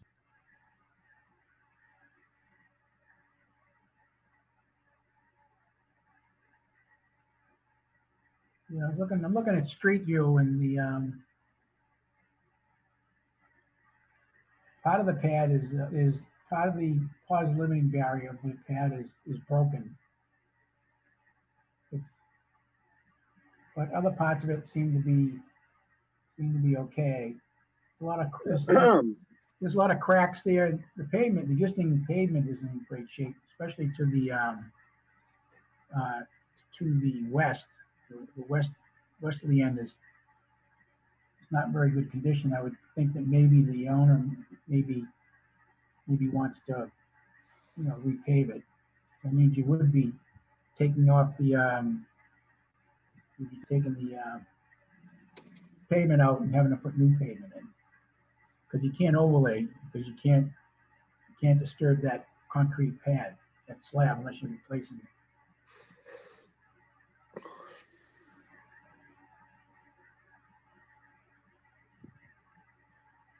Is there any on-site drainage on this? Not to Bill? I didn't observe any. Everything, I believe everything runs to the street. Okay.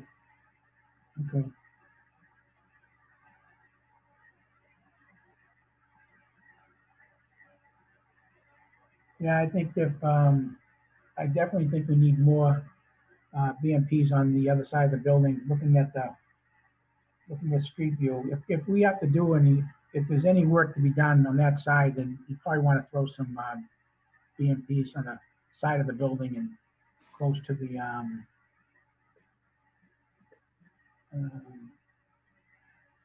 because the grade looks like the grade does flow down to where the Lomart building is.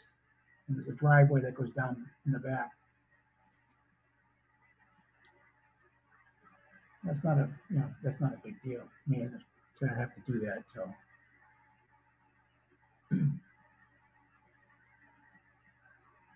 Okay, so anyways, Lucia,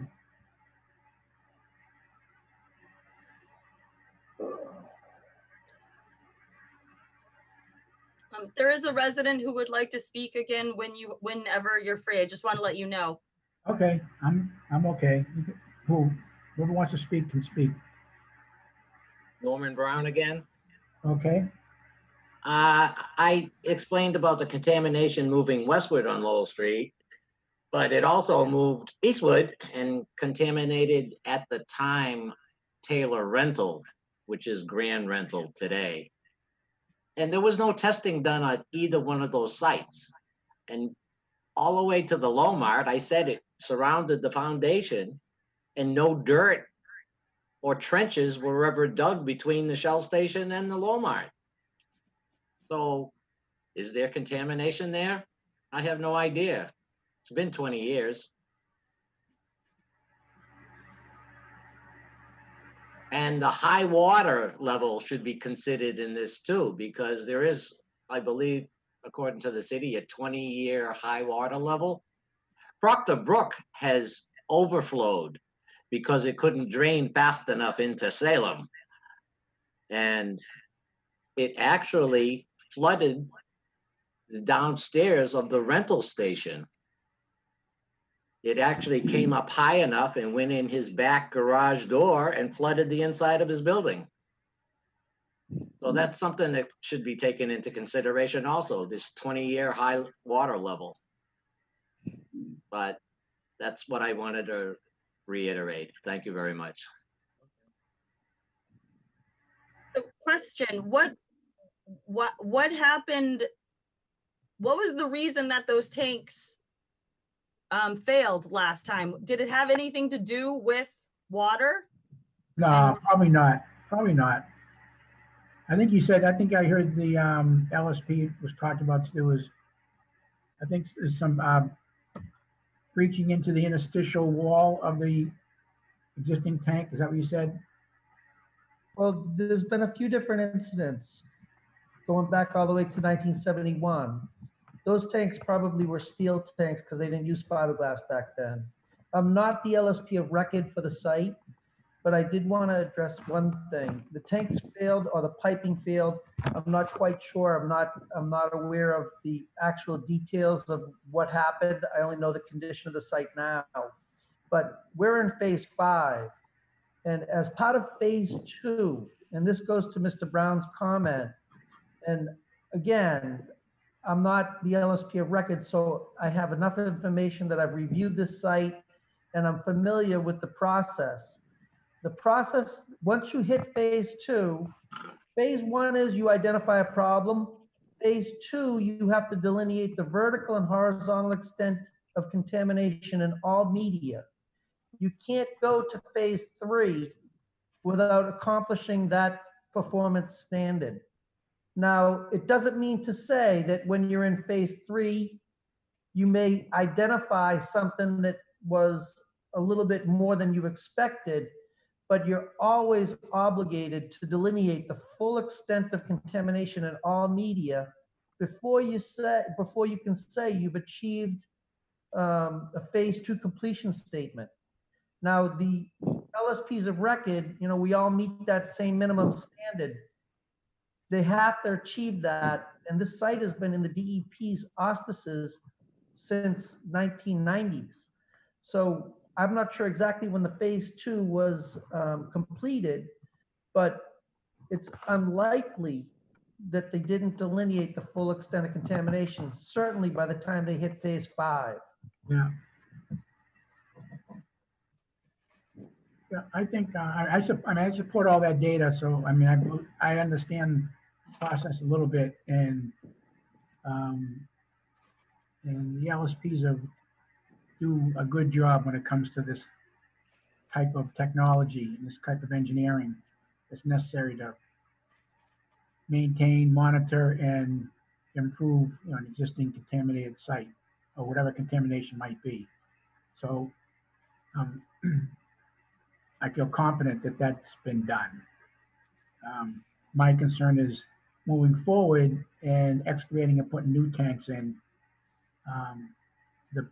Any new impact relative to groundwater. I want to make sure we're able to either work around it because you work in the dry season, or make sure we can mitigate any presence, if any presence of contamination if the groundwater is high and so forth. So I think I would like to see the watering plan associated with this project. If for no other reason, it hasn't been determined yet. And so I just think we should have something in the project. That's certainly worthwhile. And as we said earlier, we can certainly provide that in short order.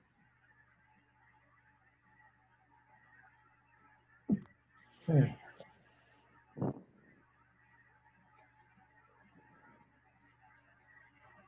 If nobody else wants to speak on this matter, what does the commission want to do? Sounds like we have a lot of permit and governing bodies that take service stations very seriously, and there's a lot of oversight and data and detailed work to put a service station, get that back up and running. So I think that is something that, not talking about zoning or other matters that the neighbors might have, it's certainly a business that can operate safely. So I just, what the commission wants to do, whether you want to close the hearing and issue the conditions that Lucia talked about. I'd like to hear from you guys.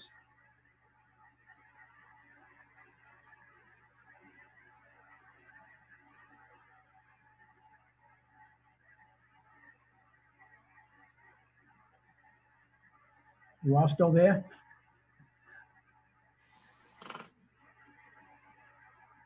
I'm here. And Mike, you did ask for a revised BMP plan as well as a dewatering detail plan. And then I would say if you guys are gonna close the hearing tonight and we're asking for that revised plan anyway, that if they put a detail about the pavement, if it seems like the pavement in the buffer zone is gonna have to get fixed. Can I ask a question of the owner? Is this assuming that you able to get a favorable project, both whether it be from the Conservation Commission and the city and other departments? Is this something that you were looking to start like now, or probably not till the spring?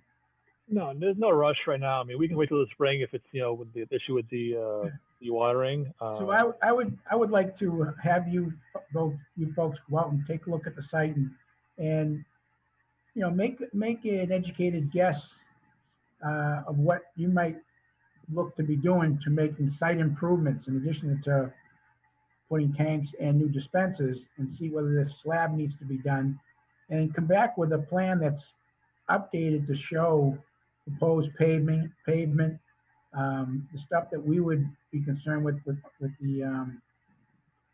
commission, any on-site drainage. You have to handle all your drainage on site. You can't, I don't know if you can have that run out into the street. Can you, Bill? Don't they have to maintain their drainage on site? We're not changing any extent of impervious area on the site, so that's where it goes today, and there are no drainage BMPs on the site. So I think the plan should be updated and the dewatering plan and details added to this and then, we would continue this. Because like you said, nothing's happening this fall or this winter, so we have, I don't feel like I want to rush into issuing an order tonight when maybe when you guys take a step back and look at it, maybe some things will come up you can add and get that all included in your plan, so we're not coming back again. I think that's worthwhile. Frankly, I didn't expect that we would be able to close the hearing tonight. And honestly, I just gave this revised plan to Lucia with that soil management plan. I didn't think it was fair that she should have to try to digest that and be conversant in it this evening. So I figured that we would come back. And so if you could continue us to your December meeting, we can make these changes and minor revisions to the plan, give an evaluation of the extent of pavement repair, and come back to you at the next meeting. Okay, Bill, another thing is, again, it's not our department, but I'm assuming that this was a gas station before. I'm assuming that even though it's been out of service as a gas station, it's still a permitted use? I believe that's what we would need to go to zoning for, but Ethan is listening in. He might be able to chime in, but we can have an answer for that at the next meeting. We don't really need to prolong this evening. All right. So would someone want to make a motion to continue this to our next meeting? So moved. Have a second? Second that. Okay, I'm going to do a roll call, excluding the two people who made the motion. And just for the record, Commissioner Vivaldi had to log off at 8:25, so he is not a part of this vote. Chairman Rizzo. Yes. Vice Chairman Comack. Yes. Commissioner Green. Yes. And it passes unanimously with Travis making the motion and Arthur seconding it. Okay. Okay, and your next meeting is what date in December? 16th. The 16th. 16th. Thank you. Okay. Good evening. All right, thank Thank you. you for your time. Thank you, folks, for participating. Bye, Bill. Bye.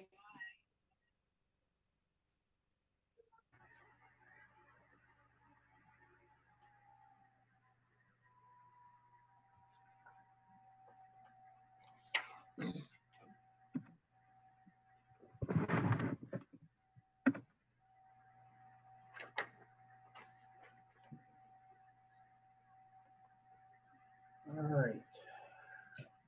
Next item on the agenda is under violations. It's item Chairman 8. Rizzo, 7 Glen people. Oh, that's right. That's right. Is the Yep, it looks like Richard Kirby or Kirby Richard. 2 first names or 2 last names. No, it's Rich Kirby. Hi, Rich. How you doing? Sorry. That's all right. I'm Sorry. bumbling everyone's names tonight. Yeah. All right, so we're still under notices of intent. We're going to go back to item 6. All right. Thanks, everybody. Item 6 on the agenda is a notice of intent submitted by Richard Kirby from LEC Environmental for Courtney Trahant, owner. Proposed project is installation of an in-ground pool with a concrete patio and plantings. Property is known as 7 Glen Drive, map 5, lot 14 in the city of Peabody. All yours, Richard. All right. Good evening. Rich Kirby from LEC. Thanks for your patience tonight. I had another Zoom call in Boston that I had to finish up, and by the time I got to here, you guys were on to the next one. So appreciate that. Can I share my screen to show the plan, or? Yes. Okay. Yep, you should be able to. All right. How's that? That's good. All right. So this site at 7 Glen Drive is in the northwest portion of Peabody near the Middleton town line. The plan here was derived from a survey plan that was conducted a few years ago. And the surveyor gave us permission to sort of write up on the plan and sketch on the plan the proposed pool and pool patio. We did our site visit on August 26th of this year and delineated an intermittent stream that occurs just north of the site. We took some field measurements from the flags to the existing house corners and transferred those measurements onto this plan. So this is relatively accurate in terms of where the boundary is relative to the site. The site contains a single-family house with a paved driveway providing access to the garage. There's a concrete patio off the back of the house. This protrusion here was an addition that was constructed in the last few years, and I guess my understanding was a building permit was signed off without going through the Conservation Commission process, and they were unaware that they had to go through that process, and it wasn't discovered, I guess, until after the addition was constructed. But anyway, that may refresh some of the commission members' memory on this site. The entire property is surrounded by lawn and landscaped areas. There's a chain link fence, or sorry, a fence along the side property boundary here. There's portions of a picket fence, a white picket fence along the rear property boundary, separating the lawn from the open wooded area, I guess you'd call it, and a relatively steep slope that descends from the rear property boundary toward the intermittent stream. What my client is proposing is a 16 by 32 in-ground pool surrounded by a pool patio. Very little site grading will be needed to accommodate the pool and pool patio. It'll be generally constructed at existing grade. Of course, the excavation for the pool itself will occur over a several day period. And typically these contractors only like to move the material once. So chances are it'll be loaded onto a truck and taken off site. We're proposing erosion controls, a 12-inch compost sock that's shown with the yellow line here surrounding the work footprint going from the existing house all the way up to the edge of the 100-foot buffer zone. And in order to provide a little bit more of a physical separation between the pool patio and the adjacent natural area, we're proposing 8 Canada yew shrubs, which are native, but they also function as landscape shrubs. And we're trying to provide a little bit of a visual and screening between the pool patio and the adjacent land. The entire job is estimated to take about 3 weeks from start. I'm not sure if we're going to be able to get to it at this point by the time we get our order of conditions and the appeal period expires. But we're looking to get the permit in hand, so whenever the contractor is ready to go, they're able to get started. So with that, I would turn it back to the chair and answer any comments or questions that the commission may have. It's pretty straightforward. I think, Lucia, we have those conditions for pools. I don't know if there's any issues or any site issues that would be detrimental. Looks like it's already yard, it's already lawn.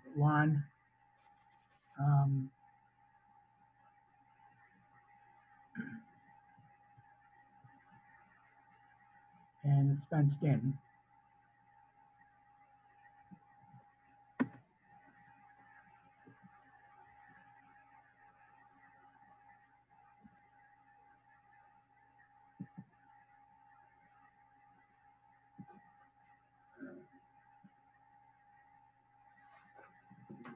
So, Lucia, you had some questions about stockpiling soil? Yes, this is a super simple project. I don't see any reason why it can't get closed out tonight if the commission so feels that way. The property, as he mentioned, it's really steep in the back. The issue I had when they were building the addition, I did come upon it when they were building the addition, and the issue I had was that the erosion controls were put down after, and they already had a stockpile, and it was a mess.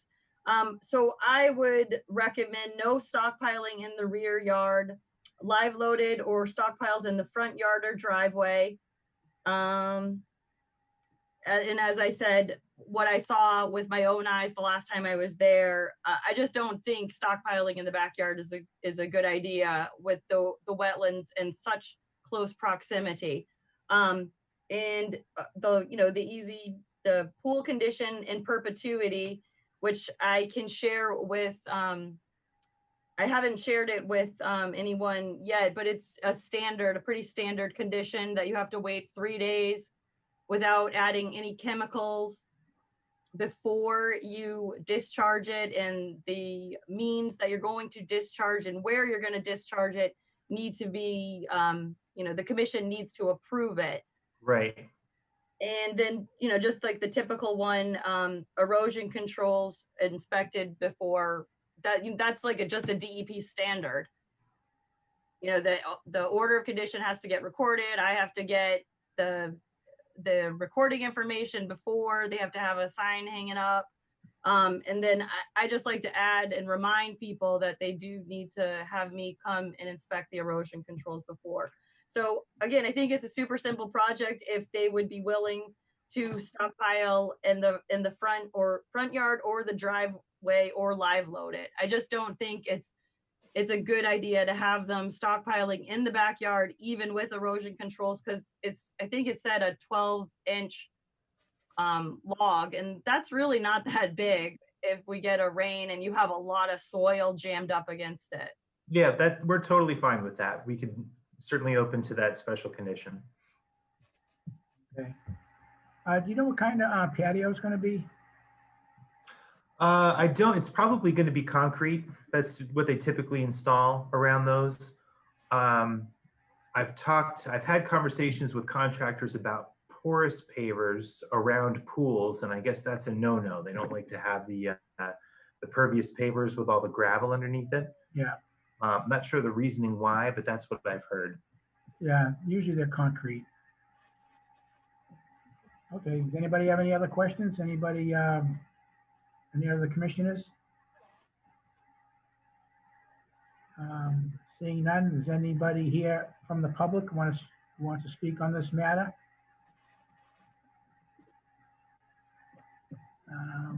Assuming nobody's raised their hand, or there's nobody here? Nope, there's one person, but he or she is not raising their hand. I don't see anyone raising their hand wanting to speak. Okay. So if there's no other questions, anybody want to close the public hearing?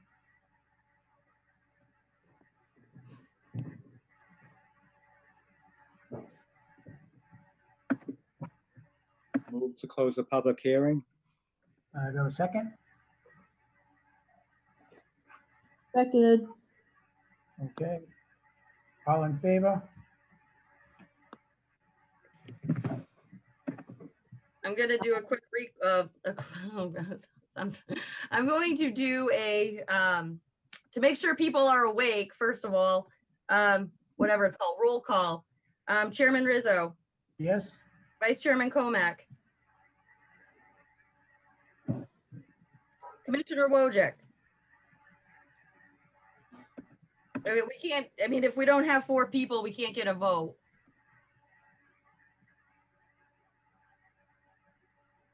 Commissioner Wojcik. Vice Chairman Comack. Yes.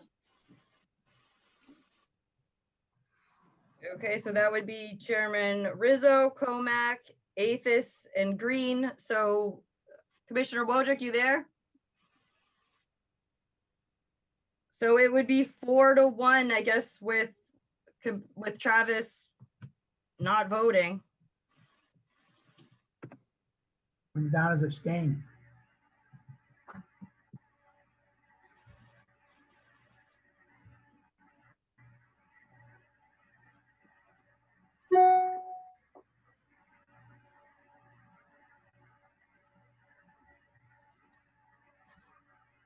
So, I mean, it passes there's 4 of you. So now we just need to get 4 people to agree to a motion with conditions. Okay, a motion to issue an order of conditions. Second. Now, someone has the motion, then second. I'll make the motion Okay, for the conditions. I need a second. I second it. Okay. All in favor? Is that just a normal order with no special conditions? Yeah, right. Just put the criteria about the pools and, you know, lowering the water The after 3 days. stockpiling? Did you guys care about stockpiling in the rear yard? Yeah, you want to add no stockpiling in the rear yard. So add the conditions we spoke about tonight then? You didn't do a roll call on that, Lucia. Nope. I just want to make sure I understand what you guys are. So it's a standard order of conditions 1 through 50, adding the pool conditions part of 1 through 50. So 51 would be no stockpiling in the rear yard, live loaded, or stockpiling in the front. And I guess erosion controls to be inspected, but I think that's like 18 or something. So it's already part of it. So really there's only one special condition that you're getting is the soil condition. Yeah. So that was made by Arthur, seconded by Bruce. So Chairman Rizzo, Yes. Commissioner Green. Yes. So that would pass with Arthur making the motion, Bruce seconding it, and Rizzo and Green as well. So that would be 4 members, which is a quorum. Okay. You're All all set. right. Thank you all very much. You're welcome. All right. Have a good night. Good night to you. Thank you. Okay. Now the next item on the agenda is under violations. Item 8. Item 8 is a violation at 83 Pine Street. Failure to contact commission to inspect erosion controls has caused sediment to enter catch basin, clog a culvert, and alter a resource. Staff is working with the contractor to remedy the situation. Lucia? So I just got some paperwork yesterday from Libby Wallace, the wetland scientist, and I am in the process right now of reviewing that with Will Pollitt and Adam Buckley, the city solicitor. Because I'm sure none of you guys, I'm not expecting any of you guys to read it. It was like 3 or 4 pages long. I read it. I read it. I read it. Basically, they're trying to put it back on the city for what they're trying to blame us. So before we go anywhere, I told them that they didn't have to come to the meeting tonight because me, Will Pollitt, Kurt Bellavance, and Adam Buckley, we all need to get on the same page, and a couple more departments need to chat about this before, because they actually they have like an easement. Their drainage is going into city property. Right. And so there's really not much to talk about right now, I guess, until I hear from Adam Buckley and we find out if there's some sort of an like easement agreement of who's supposed to clean this culvert. I think that a good portion of the sediment is recent, and I have a picture to prove it. And they sent another picture showing the picture that they sent in the that 2 or 3 or 4 page letter that you guys just got today, probably. The picture of the head wall, it's you can barely even like fit anything in there. And I have a picture from October that there's a much bigger gap from the top of the culvert to where the sediment begins. So I don't know. I think this one for the city solicitor to get involved. I basically told them before we can have a discussion, the commission needs to have a discussion with the city solicitor and a few other departments. Is this jurisdictional? It is now. And they did get an RDA from us. They got a determination from us. This is 83 Pine. It was they were building a gymnasium on a parking lot. Yeah. Now, what kind of ticks me off was they didn't show the catch basin on the plan. So we have to keep our eyes like so vigilant on these plans now that, I'm like, oh, it's on a parking lot, no big deal. And you saw the pictures that I sent you of the erosion controls failing, Yeah. and the catch basin just having, getting filled with sediment, and then now they're trying to say that it's not them, it's 20 years of sediment. Right, Lucia, the only, I have no problem. Here's my problem, and I have no problem. when we were at the meeting, specifically the normal thing was they were supposed to notify you when the erosion controls were in place so you could inspect. And that was never done, correct? Correct. And the So only all of that, I mean, anything after that, whether I'm not, I'm not even disputing. I'm not even disputing what they were saying. They had some pretty convincing pictures and all that. Okay, you had other pictures, so I'm not saying what they did or what they didn't. The fact of the matter is, part of the order of conditions, was they were supposed to notify you when the erosion controls were in place. They never did that. It was never done. So right away, they're in the wrong. It doesn't matter what they did or what they didn't do or what it is. They never did what they were supposed to do. Am I incorrect about that? You are correct. And the only reason why I was even told about this issue was because they reached out to Will Politz, because apparently I get no respect. They reached out to Will instead of me and were like, what should we do? And Will was like, well, we need to have the agent come out here. Why are you asking me? So I met with Will, I think it was October 29th, out on the site. Will just wanted to show me the head wall. After Will left, I went and did some investigating, and that's when I met a wonderful man, actually, Daryl. I think that was his name, Daryl. And Daryl Moore. And he, walked me around, and he said that he thinks that the reason why the catch basin was missed was because they had some steel plates on top of it. And he apologized, for not letting me know. And that's the disconnect here, is the owner never told these contractors, or the contractors never, read the determination, and they just started building.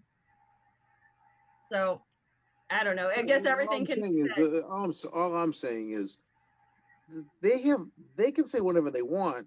They never installed. Well, I don't know.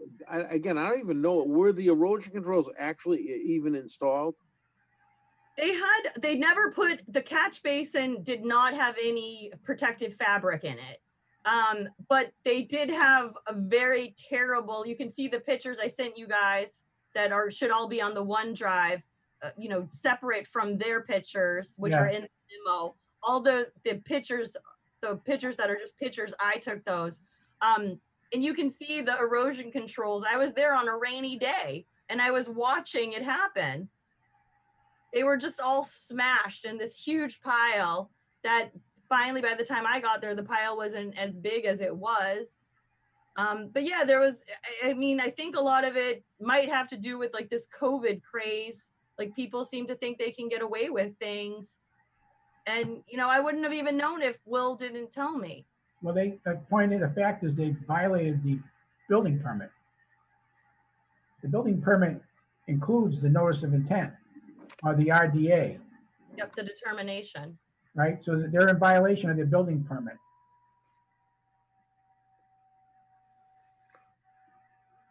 Again, I don't think the whole thing. I don't think it's a big deal either way.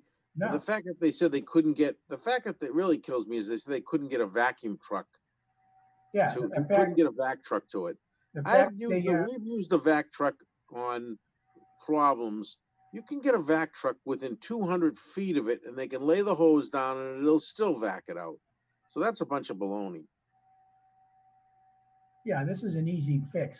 I don't know why they're pushing back on this. It's an easy fix. Just, they need to get it done. All right. Well, they will be here regardless of what Adam Buckley says or Will Politz. They will be here at the December 16th meeting. Because they owe you guys at least that, because they didn't follow the conditions that you put on their project. Exactly. Yeah. Well, do they, So we gotta wait a whole month now before this gets corrected? Well, right as of, today, we're all working on this right now. We just got that letter yesterday. And then I think they sent it like after I already signed off at like 4:30. So I didn't even send it out to anyone until this morning. So, and then Will immediately called me and then he was like, whoa, he reached out to Kurt because he wants to find out if there's like some easement access agreement. And again, that's like over, I think it falls under Parks and Rec because there's an easement access for Parks and Recs to get to the park back there. Right. So, and the discharge is on city property. I don't know. It's just a really bizarre. I think the road is actually, or the pavement area, a portion of the pavement, if you look on an aerial, I think it's actually owned by the city. And a portion where the head wall is, that is definitely the city. Yeah. So I think they're just trying to put the bill and the onus on the city. And that's what we're trying to find out is the city doesn't have money to pay for this. If they, if it has to be them, then it has to be them. But I don't know. I'm hoping that we can come to some sort of agreement and they're going to pay for it. So again, Lucia, I agree that parking lot, I'm pretty 99% sure that whole parking lot is city property, and all the other, just what you said, the catch basins, that's all city property. Okay. The fact of the matter is they were supposed to protect it. That was part of their order of conditions, and they didn't do it. Yeah. So I'm not even disputing what they're saying, because I'm willing to bet you the city hasn't cleaned those. I'm willing to bet the city hasn't cleaned those catch basins or that culvert out in years. And I'm not disputing that. But either way, they didn't do what they were supposed to do. Right. And they didn't do it. So now, okay, take care of it. That's all. Yeah, because if they had their BMPs in there and they would be able to demonstrate and show that here's our BMPs, there's been no runoff or silt has gone beyond these BMPs. What's there currently was there when the project started, and they can't attest to that. And the photos show that the system's been breached. It actually looks like the catch basin is on their property. It's this really bizarre breakout. If you were to look at the assessor's map. And what kind of ticks me off is I feel like this plan that they submitted, Hayes Engineering, they didn't show the catch basin. They sort of show the head wall, but they don't label it. And I didn't know any of this was happening under here and that they were going to be doing work in such close proximity to the catch basin. But it looks to me like, again, they don't show the catch basin on the plan, but from what I remember being on site, it looks like the catch basin is on their property. Yeah. All right, well, I think this needs to get taken care of. I don't want to hate to see it have to labor and get worse over the next month. Well, they do have the fabric in there. It sounded like that they already had the vac truck out twice. I mean, I didn't read it. I don't think I read it in much depth as you guys read it. I like quickly glossed it over, and then Will said that he was gonna help me with it. So I was like, oh, good, someone who knows more about stormwater. And it's really difficult when I literally get things the day of the meeting. And so, I mean, I've been sick and trying to do the best I can working.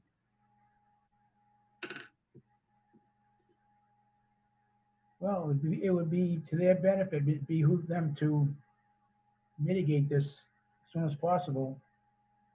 Could you issue an enforcement order and stop them from working? Yeah, if you guys want me to. Sounds like a no-brainer to me. They should be getting their equipment out there and getting that thing cleaned up before it snows.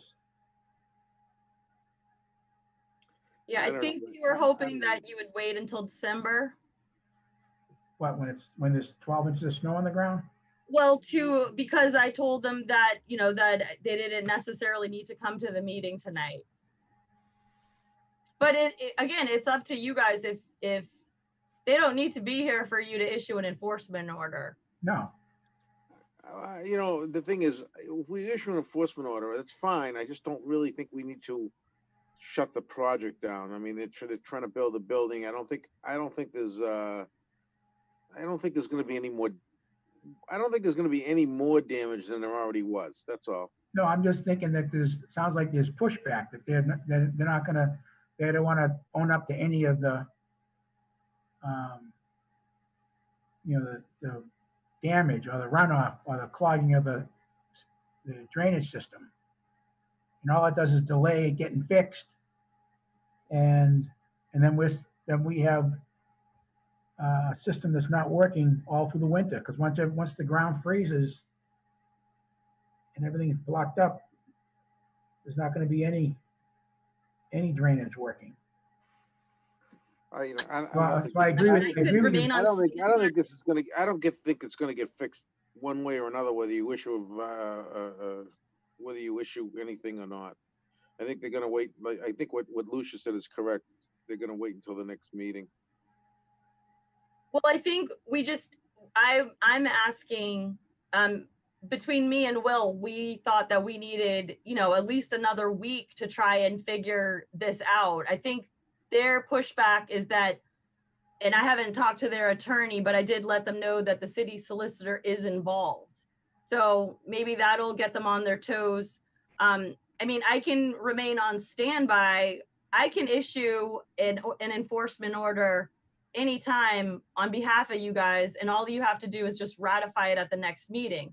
So I can, in a week from now, if Will's like, this is ridiculous, and I hear from Adam Buckley that the onus is on them, and I can draft the enforcement order, within a day and get it out to them, and then, give them a timeline.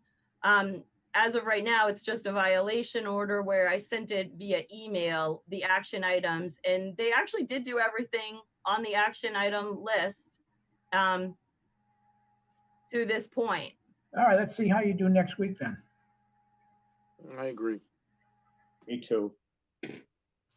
Okay, so this is just going to continue for our next meeting, or maybe something can happen between now and the next meeting, depending on what Lucia's able to accomplish with the city departments. Okay, so I don't know if I need a motion to continue this. You can make a motion. I don't think I need a roll call though. All right, motion to continue. Move to continue. Second. Seconded. All in favor, say aye. Aye. Aye. Aye. Okay. Very good. Item 9 on the agenda, under enforcement. Enforcement order issued to Daniel Ruiz for the property known as 44 Bartholomew Street, PBD, Mass. Alleged violations bringing multiple trucks of fill onto the site. Buffer zone and resource areas were halted. A valid order of condition was never issued for said work. Continued until we'll continue this to be the springtime anyways. Correct. Yeah. Okay. Other business minutes, September 16th. Sorry guys, I haven't done any minutes. I'm really behind. I have to do September, I have to do October, and now I have November. Okay. So maybe someday, but I was told it's not a huge deal because we do have, it's on PAT has it, YouTube has it, and I can, email people links.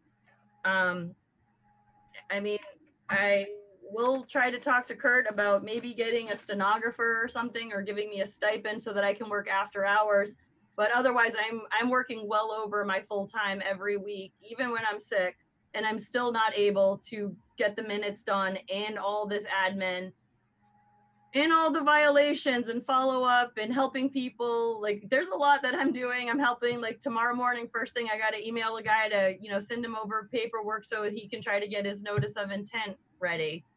It's just, there's a lot of little things. I'm still working on the order of conditions from last month. So it's just a lot. I'm doing the best I can. All right. We get it. Okay, then, if there's nothing else, or any other discussion, somebody want to issue a motion to adjourn? Move to adjourn. Got a second? Seconded. All right, all in favor? Aye. All right, everybody. Good night. Hope everybody has a nice Thanksgiving. Yeah, keep Yep. safe. Yeah, stay safe. Don't eat too much. Yeah. Yes, be careful. My family has COVID, so Ugh. they let someone in the house that without a mask on, so don't be stupid. And it's someone that was in their bubble. So just remember your bubble doesn't mean anything. So Yeah. be careful, because I'm extremely scared. Cheers. All righty. Stay safe, everyone. Bye. Happy Thanksgiving. Good night.